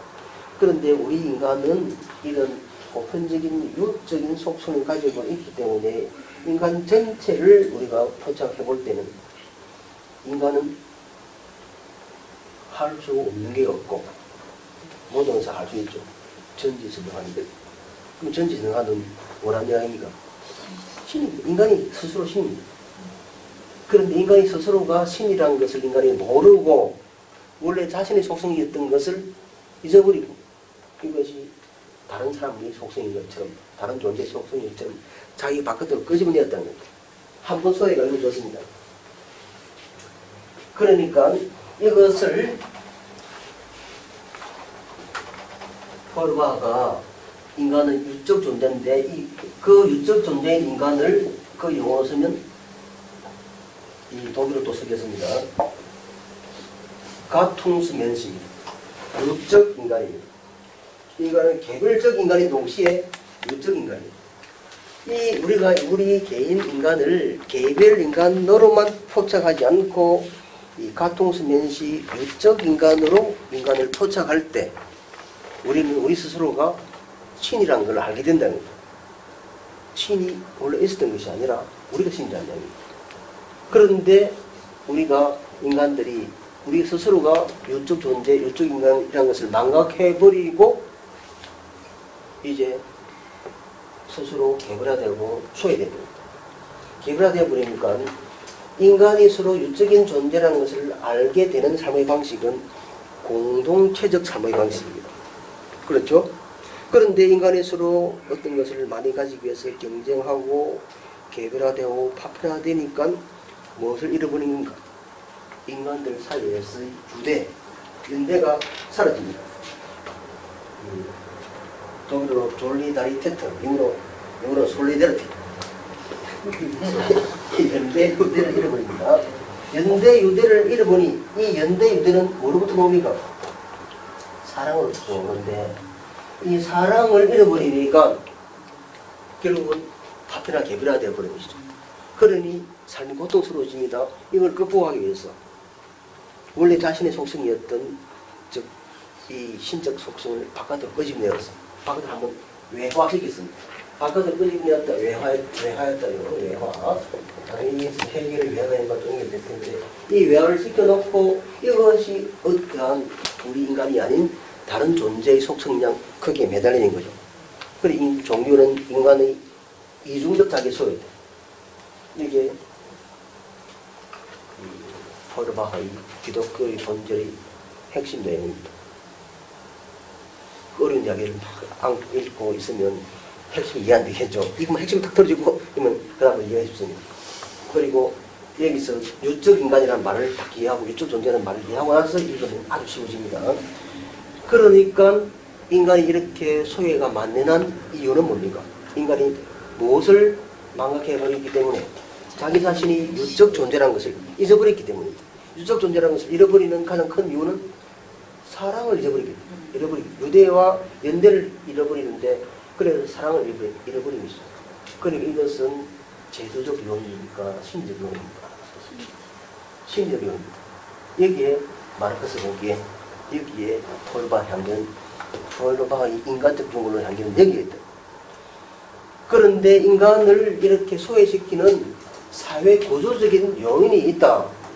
그것을 포착하고 그것을 해결해야 합니다. 이게 마르크스의 방식입니다. 그리고 사회 구조적 요인은 제도적 개입입니다. 이 혁명을 통해서밖에 해결할 수 없는 것이죠. 그런데 그러니까 두 가지 방식입니다. 사회를 개혁하고 인간의 삶을 개혁하는 방식은 마르크스는 일단 제도의 개혁이 우선이다. 그런데 제도의 개혁의 우선이지만 역시 포르바도 그 소외를 말했지만 포르바는 소외를 제도의 개혁으로는 인지하지 못하고 그이들은 인간의 문제다. 그 심리적 요인을 환원시켜버린 것이죠. 그런데 이제 막스 베르는 결국은 변혁이라는 것은, 혁명이라는 것은 인간의 의식을 개혁하는 것이 더 중요합니다. 니체는 변혁의 방식입니다. 니체도 혁명이라고 할 수 있겠죠. 니체는 뭘 바꾸고 있다는 거니까? 니체는 제도개혁에 관심이 없어. 뭘 바꾸면 돼? 나의 삶의 방식을 바꾸면 돼. 나의 삶의 태도와 내가 의무와 가치를 부여하는 것을 바꿔버립니다. 어디 갔다 나와도 나는 초인이 될 수 있는 겁니다. 네이처적인 방식으로만 이 혁명이 완수되지는 않습니다. 아무리 내가 초인이 되어도 세계는 안 바뀌는 거죠. 오히려 세계는 더 고통이 더 늘어날 수도 있습니다. 그러니 아도론노가 또 이렇게 계획합니다. 니체적으로 말해서는 그러면 저기 아우슈비츠인 사람들도 다 그 삶을 다 긍정해야 되지 않겠는가? 물론 니체가 그렇게 말하는 것은 아니지만 그런 비판을 할 수 있다는 것이죠. 그러나 여기 또 문제가 있습니다. 아무리 제도 개혁이 이루어진다 하더라도 개인의 의식이 안 바뀌면 소용이 없습니다. 결국은 개혁이라고 혁명이라는 것은 결국은 제도의 개혁과 동시에 즉 그 속에 들어있는 인간들의 의식이 바뀌지 않으면 혁명이 완수가 안 됩니다. 결국 마르크스주의가 실패한 가장 큰 이유도 이런 겁니다. 나중에 당연히 길게 얘기하게 될 텐데 사회주의와 공산주의 차이가 뭡니까? 마르크스 말하는 사회주의, 공산주의 가장 궁극적인 차이는 사회주의는 능력에 따라 일하고 일한 만큼 분배받는 삶입니다. 공산주의는 능력에 따라 일하고 필요한 만큼 분배받는 삶입니다. 그 능력에 따라 일하고 필요한 만큼 분배받는 사회가 되려면 그 사회가 아주 고도의 생산력을 유지를 하는 사회가 되어야 됩니다. 그러니 현실 사회주의 국가들은 그 단계를 도달을 못한 거죠. 그러니까 생산력이 고도가 되지 못하고 일정한 수준에 머물러 있으니까 분배 문제에서 권력이 작동해야 돼요. 그 권력이 또 과거의 자본주의 권력처럼 기득권이 되어버리죠. 그러니 조지 오웰 같은 사람이 소련식 사회주의는 이게 사회주의가 아니다. 병영식 자본주의다. 이런 비판이 가능해지는 거죠. 그런데 그 문제를 해결하기 위해서 니체가 마르크스가 도달한 방식입니다. 결국은 인간을 어떻게 교육해야 합니까? 그리고 마지막으로 사회주의가 완성돼서 공산주의로 넘어가려면 인간의 의식이 바뀌어야 됩니다. 개인의 의식이 이기심에서 개인적 중심에서 공동체를 중심으로 하는 공산주의적 인간형으로 인간이 바뀌어야 됩니다.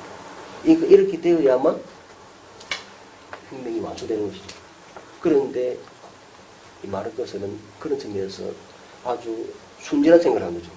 인간의 이기심이란 것이 교육에 의해서 고쳐질 것이라고 생각했던 거죠. 그런데 실제로는 소련에서 그 집단 농장에서 소출하는 그 수확과 이 개인 텃밭에서도 이제 경쟁하게 만들어줍니다. 그 엄청난 그 땅의 집단 농장 코로츠의 수확과 괜히 저거 집 앞에서 조금씩 이런 텃밭에서 만든 수확 양이 어떻겠습니까? 비슷해. 그렇죠.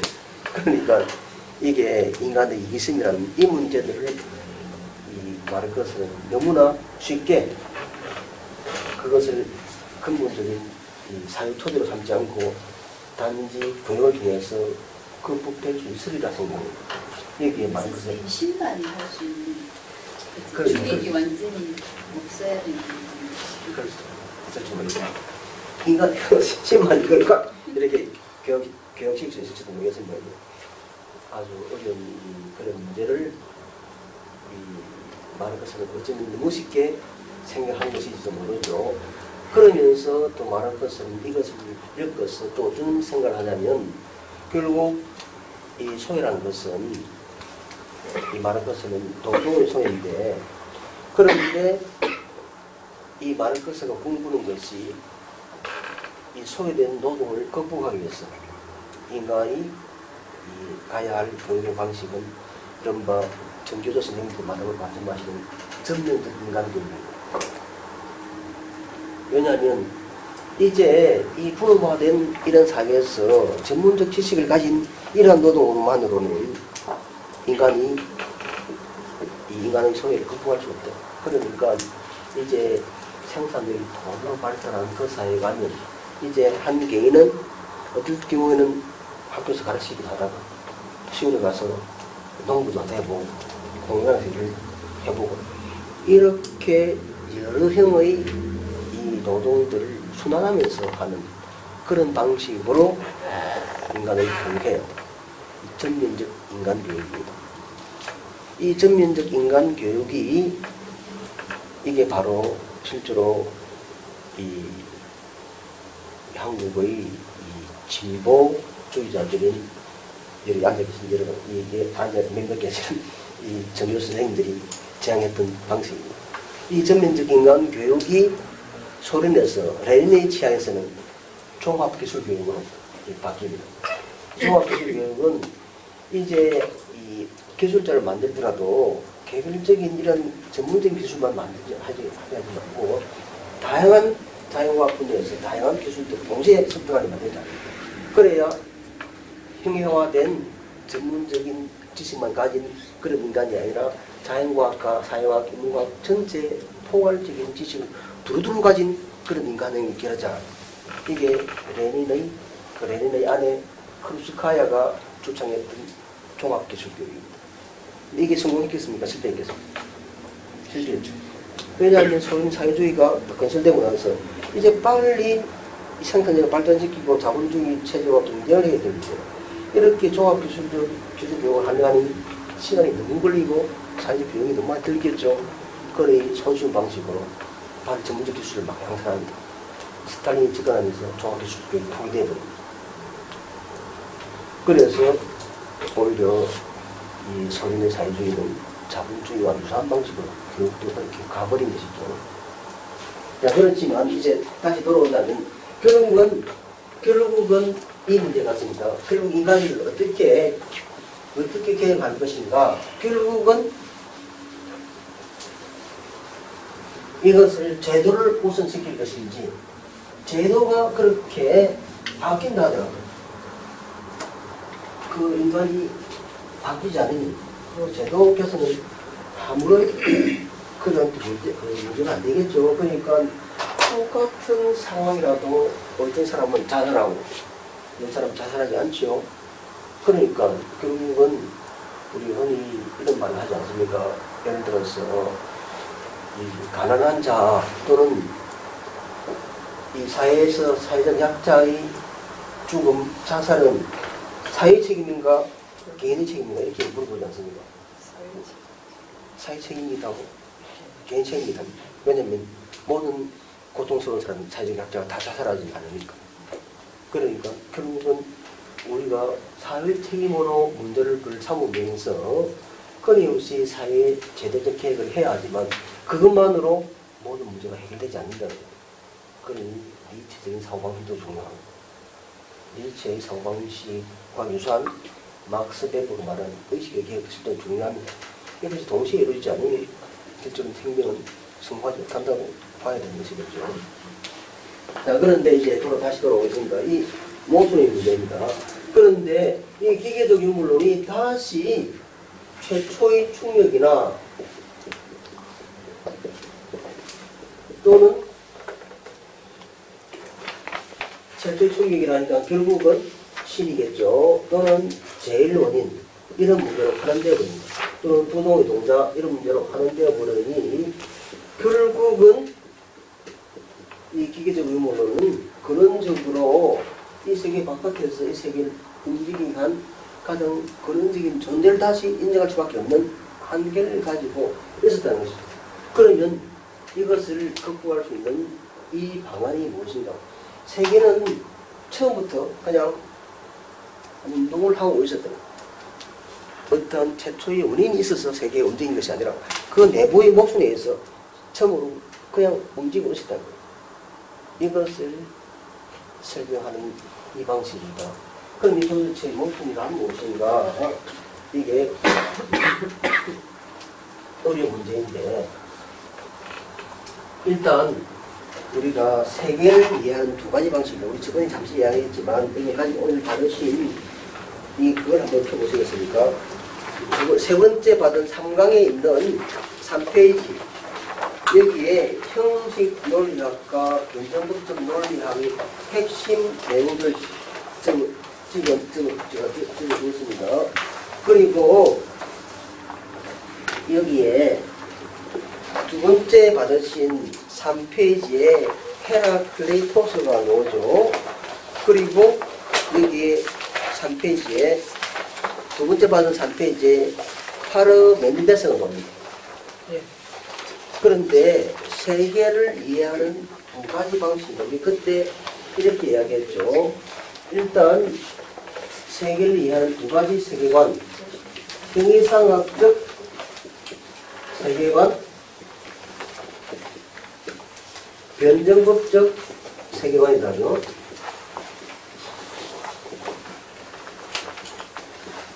이 형이상학적 세계관을 논리학으로 이렇게 정리해 놓은 것이 아리스토텔레스가 정초한 형식 논리학입니다. 여러분 교재에 다 있습니다. 3페이지, 세 번째 3페이지 다 있습니다. 그래서 양쪽 원단은 형식 논리학입니다. 그리고 이 변정법적 세계관을 정리한 것이 해결의 변정법적 논리학입니다. 그럼 이 법칙이나 빼버리고 변정논리학이라고 합니다만 그 조항에서는 이렇게 변정법적 논리학이죠. 그리고 이 형식 논리학의 세 가지 사유 법칙이 이런 교재에 적어 놨습니다. 첫 번째가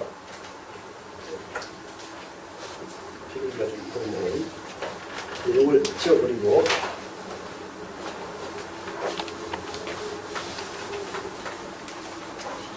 형식 논리학의 세 가지 법칙이 동일률, 두 번째 모순율, 세 번째 배중률입니다. 이 동일률, 모순율, 배중률이고 그 다음에 변정법적 논리학의 핵심 원리가 모순의 원리입니다.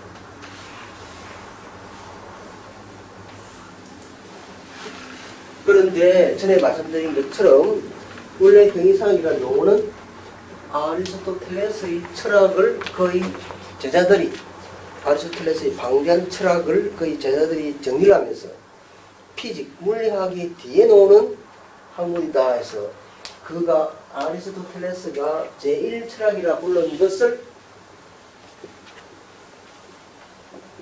이 메타모모스의 뒤라는 뜻이죠. 이런 의미로 적었다는 겁니다. 그럼 이 메타는 모모스의 뒤라는 뜻인데 우리 흔히 메타 비평하면 무슨 비평입니까? 비평을 비평하는 것이 메타 비평이죠. 약간 어느 시인이 시인에 대해서 어떤 비평가가 그 시인이 어떻다고 비평했는데 그 시인의 비평을 어떤 비평가도 비평합니다. 이런 것을 메타 비평이라 합니다. 그러니까 어떤 대상을 직접 다루지 않고 어떤 대상을 직접 다룬 그 언어를 다시 문제 삼을 때 우리 메타란 말을 쓰죠.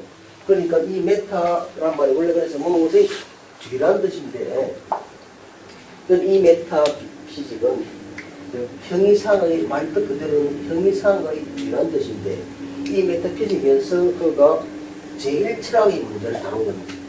제1철학은 세계의 기원, 존재의 본질 이런 문제를 다룬 것이죠. 그러니 세계의 기원, 존재의 본질은 불변적이다. 정확한 것이죠. 그러니 거기에서 이 메타피직 제1철학은 예컨대 부동의 동전 가장 근원적이고 불변적인 것이고 제1원인은 자기는 다른 모든 것이 원인이 되면서 자기 스스로는 다른 원인을 가지고 있지 않은 원인, 이게 제일 원인이니까.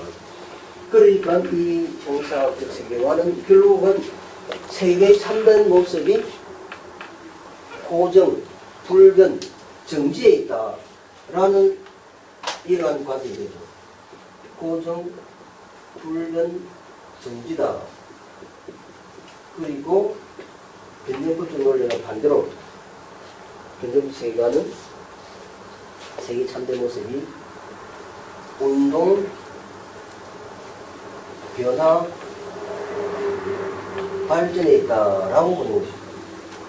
이 둘의 공통점은 이 생각이 동일률, 모순율, 배동률이라는 이런 논리학의 틀로 되고 이 생각이 헤겔이나 마르크스의 모순의 논리가 됩니다. 그러니 형이상학적 세계관에 따르자면 우리 전에 이런 이야기를 한 적이 있죠. 이 책상이 움직이느냐 안 움직이냐라고 물으니 어떻습니까? 움직인다 하신 분들이 변형 처리하는 다 이해했던 분들이죠. 그런데 지금 이게 우리의 감각에 따르면 움직입니다, 안 움직입니다? 안 움직이죠. 그러니까 이 형이상학적 세계관과 변제법 세계관의 공통점은 우리가 세계를 감각적으로 파악할 때는 이 세계는 움직이지 않는 것처럼 보이는 게 있을지라도 세계를 이성적으로 세계를 파악해보면 세계 참모습은 운동, 변화, 발전이다. 그러니까 오늘 이 시간 이 공간에서 안 움직이죠. 상대적입니다. 그런데 우리 관점을 넓혀보면 더 넓은 관점에서는 이것이 맞다는 것이죠. 절대적입니다. 그러니까 이 지금 책상은 지구 위를 우리가 함께 빨리 움직이고 있죠. 움직입니다. 이 우리가 보지 못하는 미시 물리 공간 속에서 원자핵과 이 음전하를 띤 이 원자핵과 양전하를 띤 전자가 일곱 단계 운동을 하기 때문에 이게 존재한다는 것이죠. 그러니까 문제는 감각을 통해서는 움직이지 않는 것처럼 고정되고 불변되는 것이 있는 것처럼 보이지만 이성을 통해서는 세계 참된 모습은 변화 발전 운동하는 것이라 이렇게 주장합니다. 세계 참된 모습은 감각을 통해서 보면 운동, 변화, 발전하는 것이 있는 것처럼 보일지라도 세계를 논리적으로 자유 속에서 세계를 포착하면 세계의 참된 모습은 움직이지 않는 것이다. 이게 형이상학적 세계관의 주장입니다. 둘 다 공통점이 뭡니까? 감각이 진리를 포착하지 못하고 우리를 속이고 무엇이 우리를 진리로 이끈다는 겁니까? 이성이 우리를 진리로 이끈다는 겁니다. 이 둘은 똑같습니다. 똑같은 그런 점에서 둘 다가 이성주의자들이 맞죠. 그런데 이 형이상학적 세계관을 최초로 철학적으로 제시한 사람입니다. 이 3페이지에 파르메니데스입니다.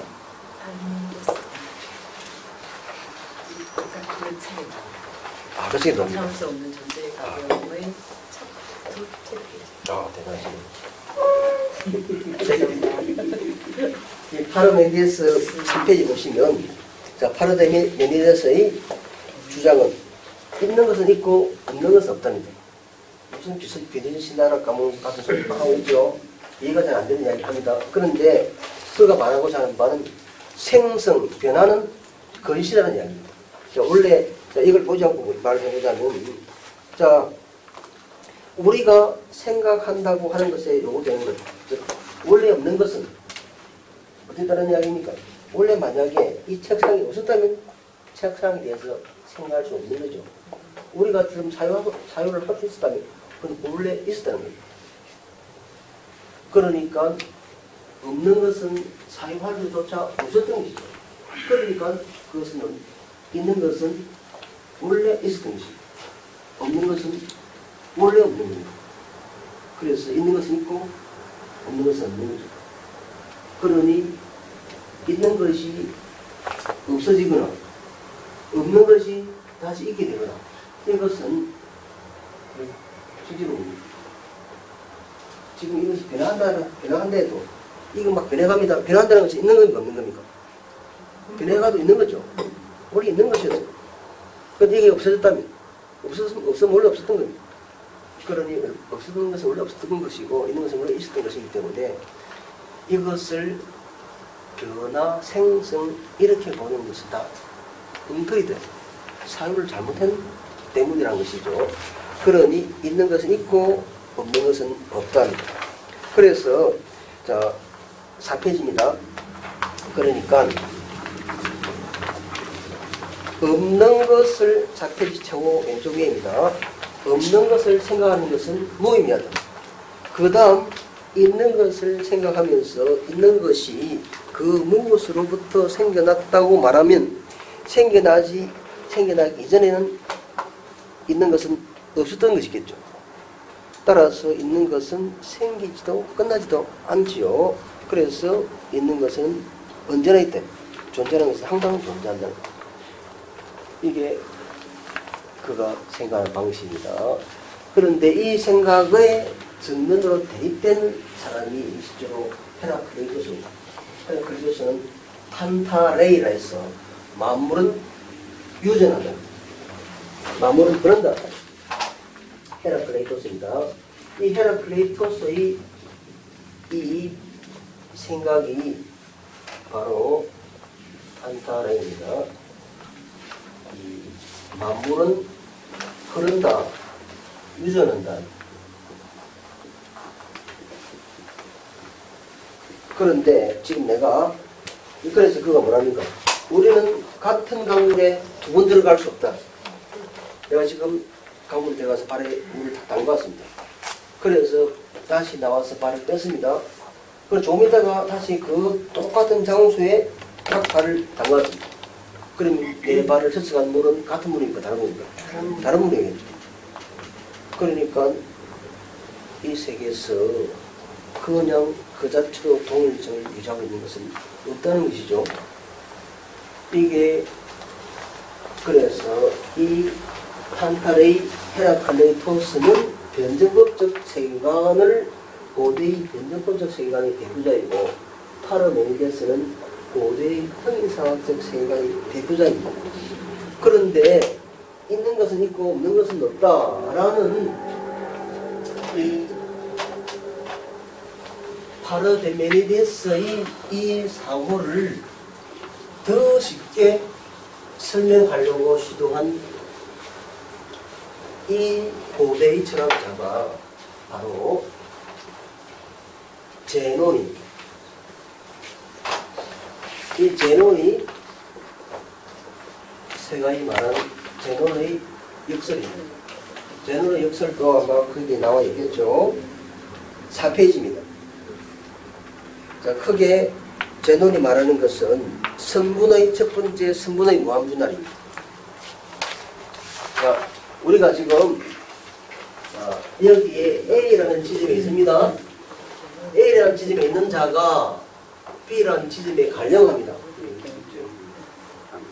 그런데 A라는 지점에 제가 여기 있습니다. 여기까지 걸어서 봤습니다. 운동이 있었죠. 그런데 이 운동은 우리가 감각적으로 포착한 운동입니다.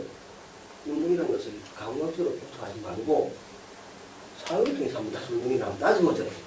그 운동이 실제로 존재하는 것인지.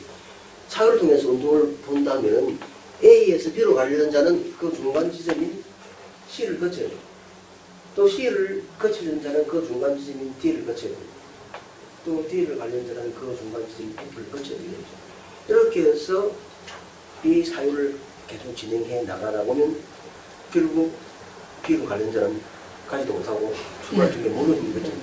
이게 순불의 무분별이에요. 무슨 귀신 신화를 까먹는 소리 아니냐.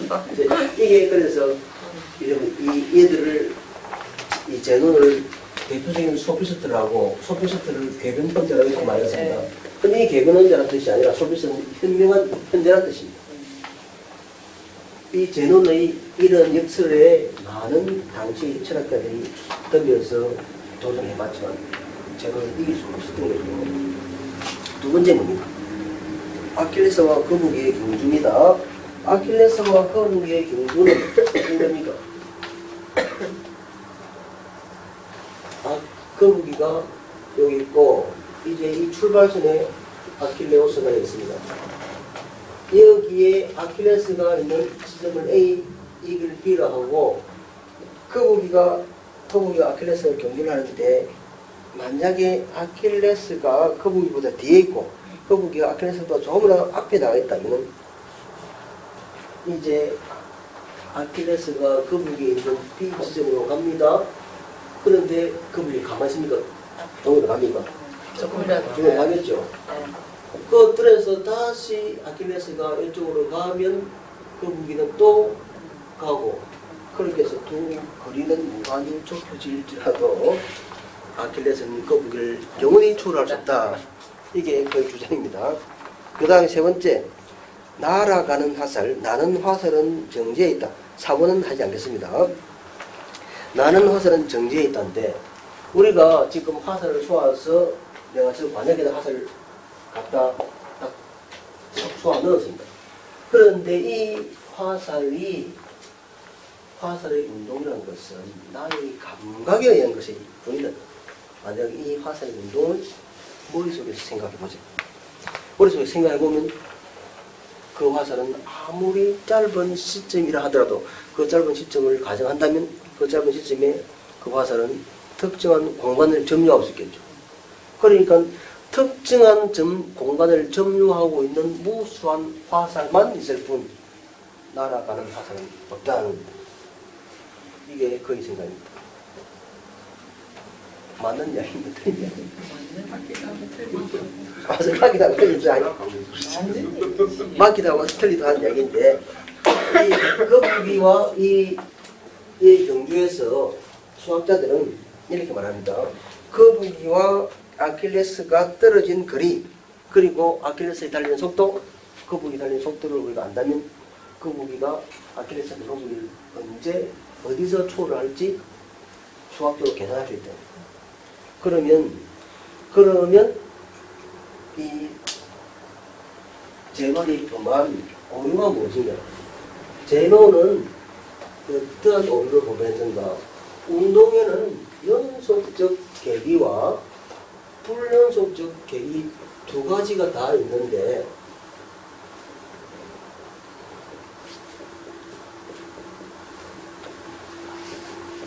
제논은 운동이 가지는 불연속적 계기만 말을 하고 연속적 계기를 무시해야 돼. 이게 해결의 지점입니다. 그런데 이 제논의 역설을 이렇게 논리학적으로 정리해 본 것이 동일률, 모순률, 대률이. 동일률은 A는 A다. 그러니까 이 책상은 책상이다. 이러한 사고방식입니다. 그럼 책상은 책상이라는 건 동호반복이죠. 그런데 가장 기본적인 동일률은 동호반복인데, 이 샤프 연필은 껍질이 검은색이다. 이게 동일률의 사고방식입니다. 김차름은 여자다. 동일률적인 사고방식입니다. 그리고 대한민국의 수도는 서울이다. 이 동일률적인 사고방식입니다. 어떤 것이 가지고 있는 그것의 속성을 들어서 그것으로 규정하는 것, 그것의 특정한 측면을 그것이 변하지 않는 이상 그것을 인정하는 것, 이게 다 동일률의 사고방식입니다. 그러니까 예컨대 이 책상의 윗판은 나무다. 이 책상의 윗판이 새로 된 모든 것은 이 책상의 윗판이 아니겠죠. 그러니까 김차름은 여자다 이렇게 말했으면 여자가 아닌 모든 사람은 김차름이 아니겠죠. 김차름은 죄송하지만 김씨입니다.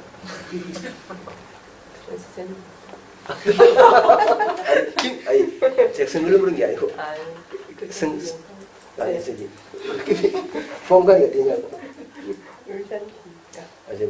그러면 울산 김도 있습니까? 이따가 돼요. 좋습니다. 이 김차름 선생님은 울산 김씨다 이렇게 말하면 울산 김씨가 아닌 모든 사람은 김차름이 아니죠. 이 김차름은 울산 김씨라는 틀 속에서 이해되죠. 이게 동일률적인 사고방식입니다. 그런데 김차름은 울산 김씨인 동시에 울산 김씨가 아닌 사람이다. 이렇게 말하면 모순율을 위배한 일입니다. 모순율은 A는 A인 동시에 BA, not A일 수 없다. A인 동시에 not A일 수 없다. 이건 자, 다시 한번 써보겠습니다. A는 B, A가 아니다. 이것을 좀 더 풀었으면 A는 B인 동시에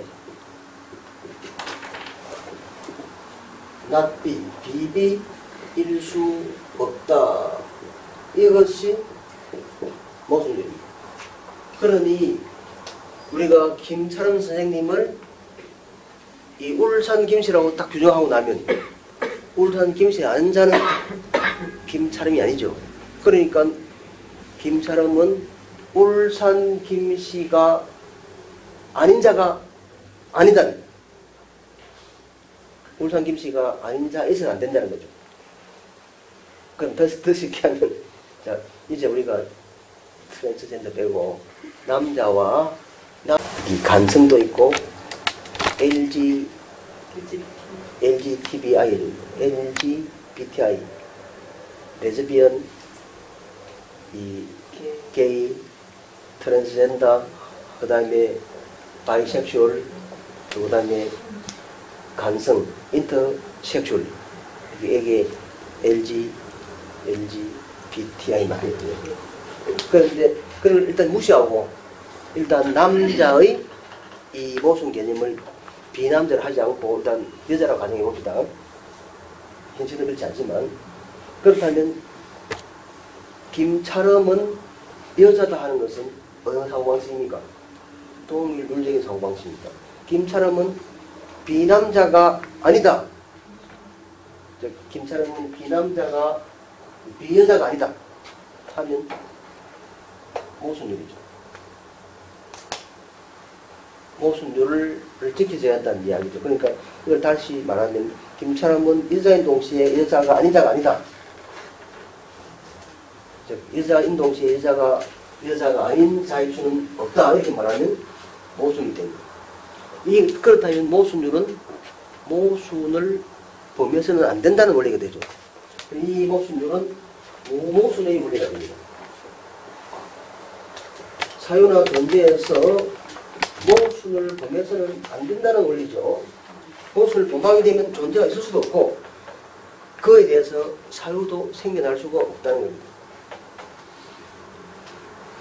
모순을 보면서는 안 된다는 거예요. 그런데 이 모순을 다시 쓰면 이렇게 됩니다. 이거 다시 쓰면 이제 칠판이 판서를 오늘 보시기 어렵게라고 하셔서 그런데 이 배종률은 그러니까 모순율은 모순의 원리, 모순 배제의 원리, 모순을 보면서는 안 된다는 원리고 배종률은 제3자 배제의 원리입니다.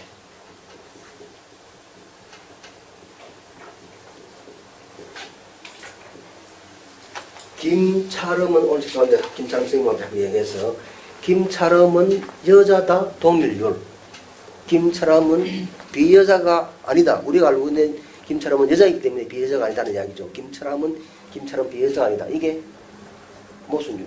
다른 말로 하면 김철음은 여자인 동시에 남자일 수 없다. 이때 남자를 우리는 비여자의 동요로 말했습니다. 김철음은 여자인 동시에 비여자일 수 없다. 이렇게 말하면 모순율입니다. 그런데 김철음은 여자이거나 비여자 둘 중 하나여야 한다. 이게 배종률입니다. A는 B이거나 not B 둘 중 하나여야 한다. 이게 배종률입니다.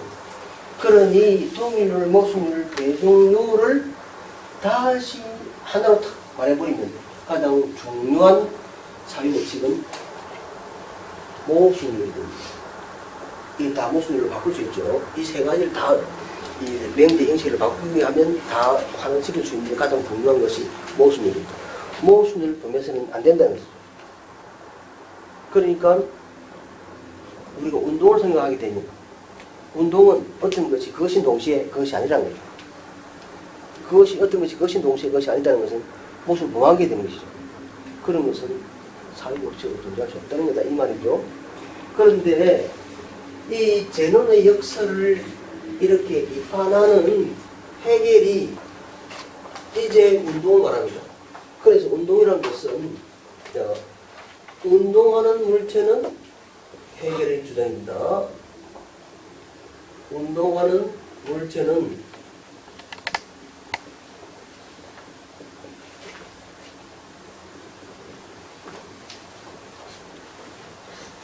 한 지점에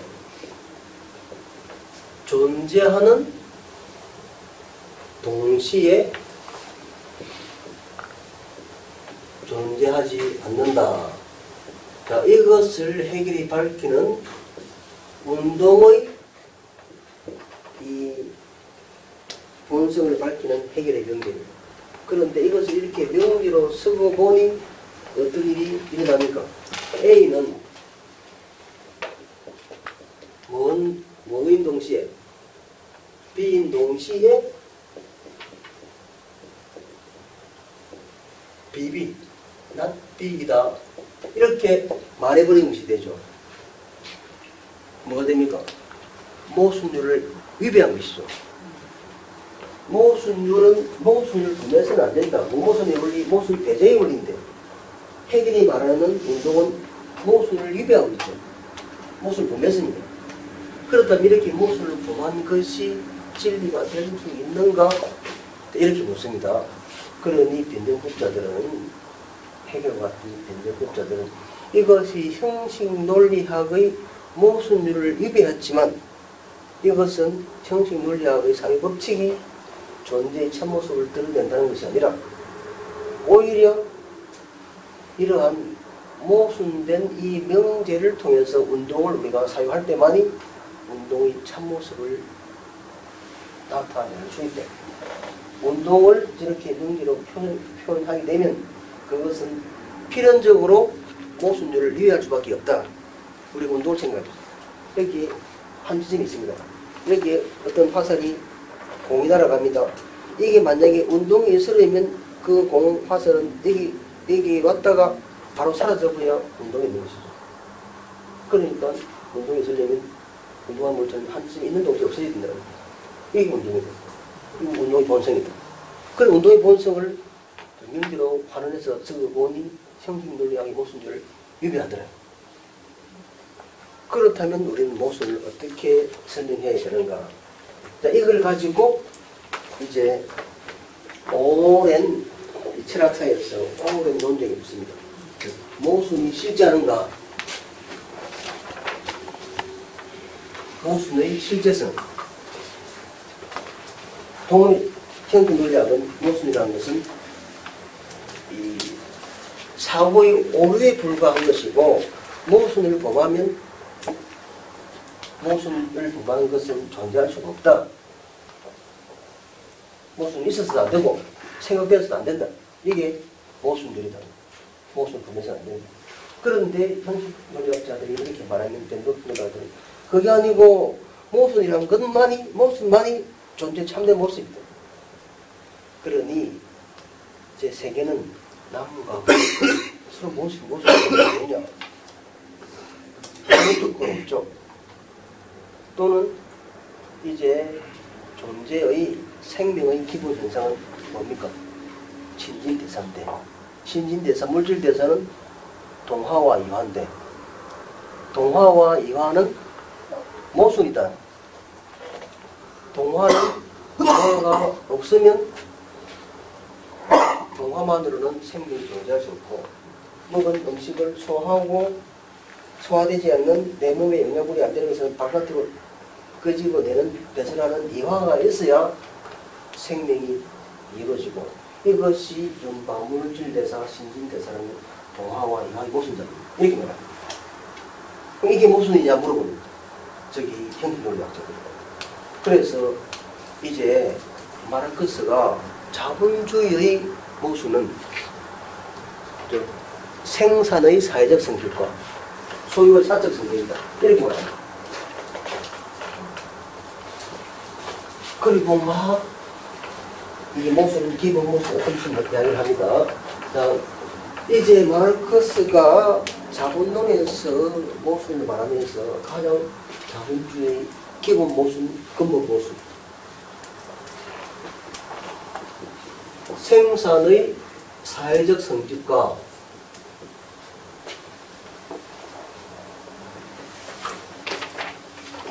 소유의 사적 성격, 이것이 자본주의 기본 모순입니다.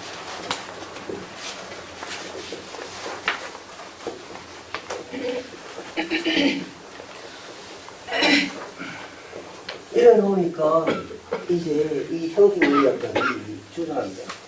이거는 모순이 아니다. 모순이 아닌 걸 괜히 모순이 해가지고 사람들 헷갈리게 만듭니다. 저런 거는 그냥 대립이나 투쟁으로 불러도 된다.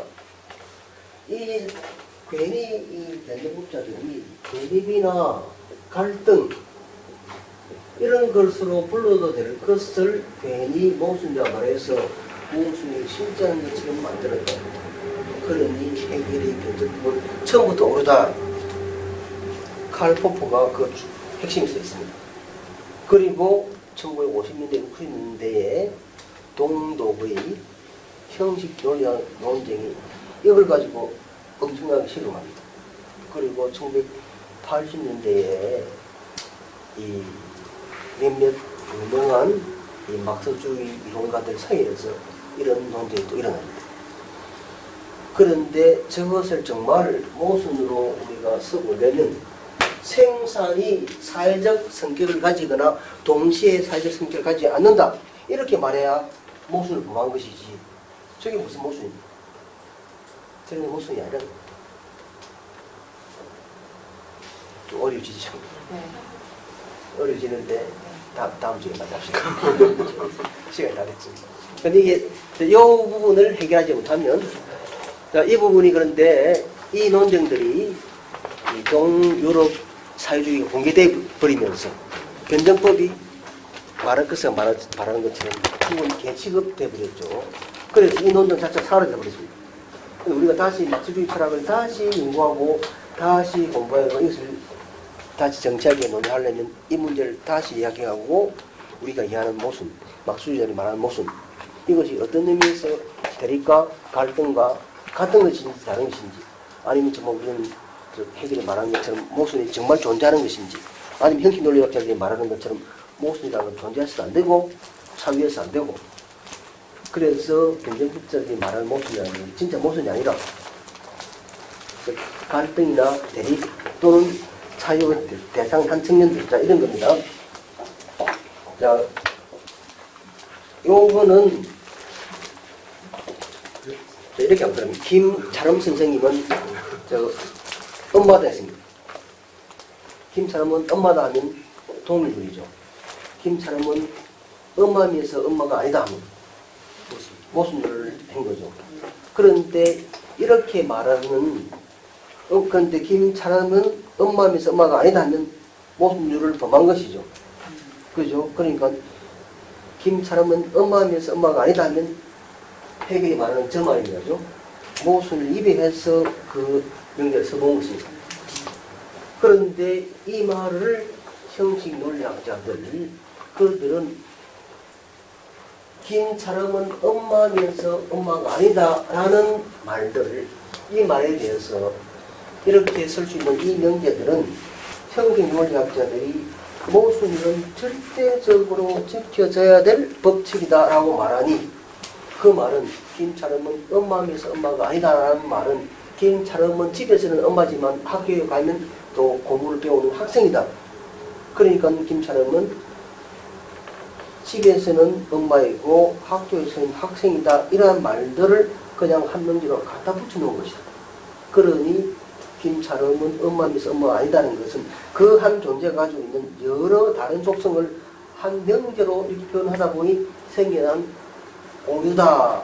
이렇게 말하는 것이 이 절대적으로 모순율은 지켜져야 한다는 이런 형식 논리학자들의 주장에 대응하기 위해서 변정법자들의 일단이 지금 변정법자들이 말하는 이 모순이라는 것은 어떤 대상이 가지고 있는 여러 속성을 동시에 한 명제로 정의해서 생겨나는 것이다. 이렇게 그 비판을 피해가려는.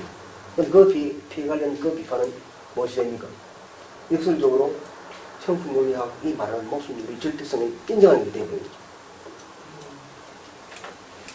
이 논쟁들이 지금 형식논리학 논쟁에서 이 논쟁들이 한참 이렇게 진행되고 있었고, 그런데 또 현실의 한편에서는 형식논리학자들이 주장한 것처럼 일단의 변정법자들이 그 형식논리학의 주장의 그 강력한 주장에 너무나 당황해서 자기들이 주장이라는 이런 것이다 이렇게 말했을 때 그게 실제로 그게 아니고 실제로 모순이 있다. 형식논리학이 변정법적 논리학 변정법자들이 주장하는 모순이라는 것은 어느 한 존재가 가지고 있는 여러 속성을 동시에 표현해서 드러나는 그런 명제의 그냥 형식으로 잘못된 형식 때문에 생겨나는 것이 아니라 실제로 존재는 사물이 가지고 있는 그 모습을 그대로 쓸 때 표출되어 나오는 것이다. 이렇게 주장을 또 계속하고 있습니다. 이것이 아까 말씀드린 것처럼 사회주의 1989년 베를린 장벽이 붕괴고 동굴이 붕괴되고 있면서 이제 변정법이 더 이상 세계를 신경할 수 있는 유일한 사회책이 아니라고 이렇게 포기되고 그런다니까 이 논쟁 자체도 의미가 없어져 버린 것이죠. 이게 눈이 확 깔아져 버렸습니다. 그러고 나서 30년간 이 논쟁이 사라집니다. 학계에서 이게 논쟁이 사라져 버렸습니다. 그런데 우리가 다시 이 문제를 끄져 들어와서 사고할 때는 이게 중요한 거죠. 그렇다면 주관께서 말하는 이 기본 모순이라는 것을 어떻게 이해해야 하는가? 저것을 정말 모순이라 말하는 것인지 이것을 그러면 이것을 말을 것을 말하는 이것은 생산이 사회적 성격을 가지는 동시에 사회적 성격을 가지지 않는다 이렇게 말하는 것과 이것의 차이가 무엇인지 그 말을 저렇게 바꿔서도 되는 것인지 이런 것도 발명해야 됩니다. 그래야 정말 모순이 진짜로 실체하는지 아니면 모순은 잘못된 사고방식이고 또는 모순은 실체하지 않지만 한 사물이 가지고 있는 여러 속성을 동시에 이렇게 한 명제 표현할 때 드러나는 잘못된 명제의 표기 방식인지 이렇게 우리가 그걸 이해할 때만이 변정법에서 말하는 이 모순 정말 존재의 근본 원리인지 아니면 잘못된 사유의 표현이 있는지 이것이 되것이죠. 합시다 이야기를 하고 이제 변정법적으로 물론 사적 용어, 역사 용어 이런 걸 하시도록 하겠습니다. 고생 많으셨습니다.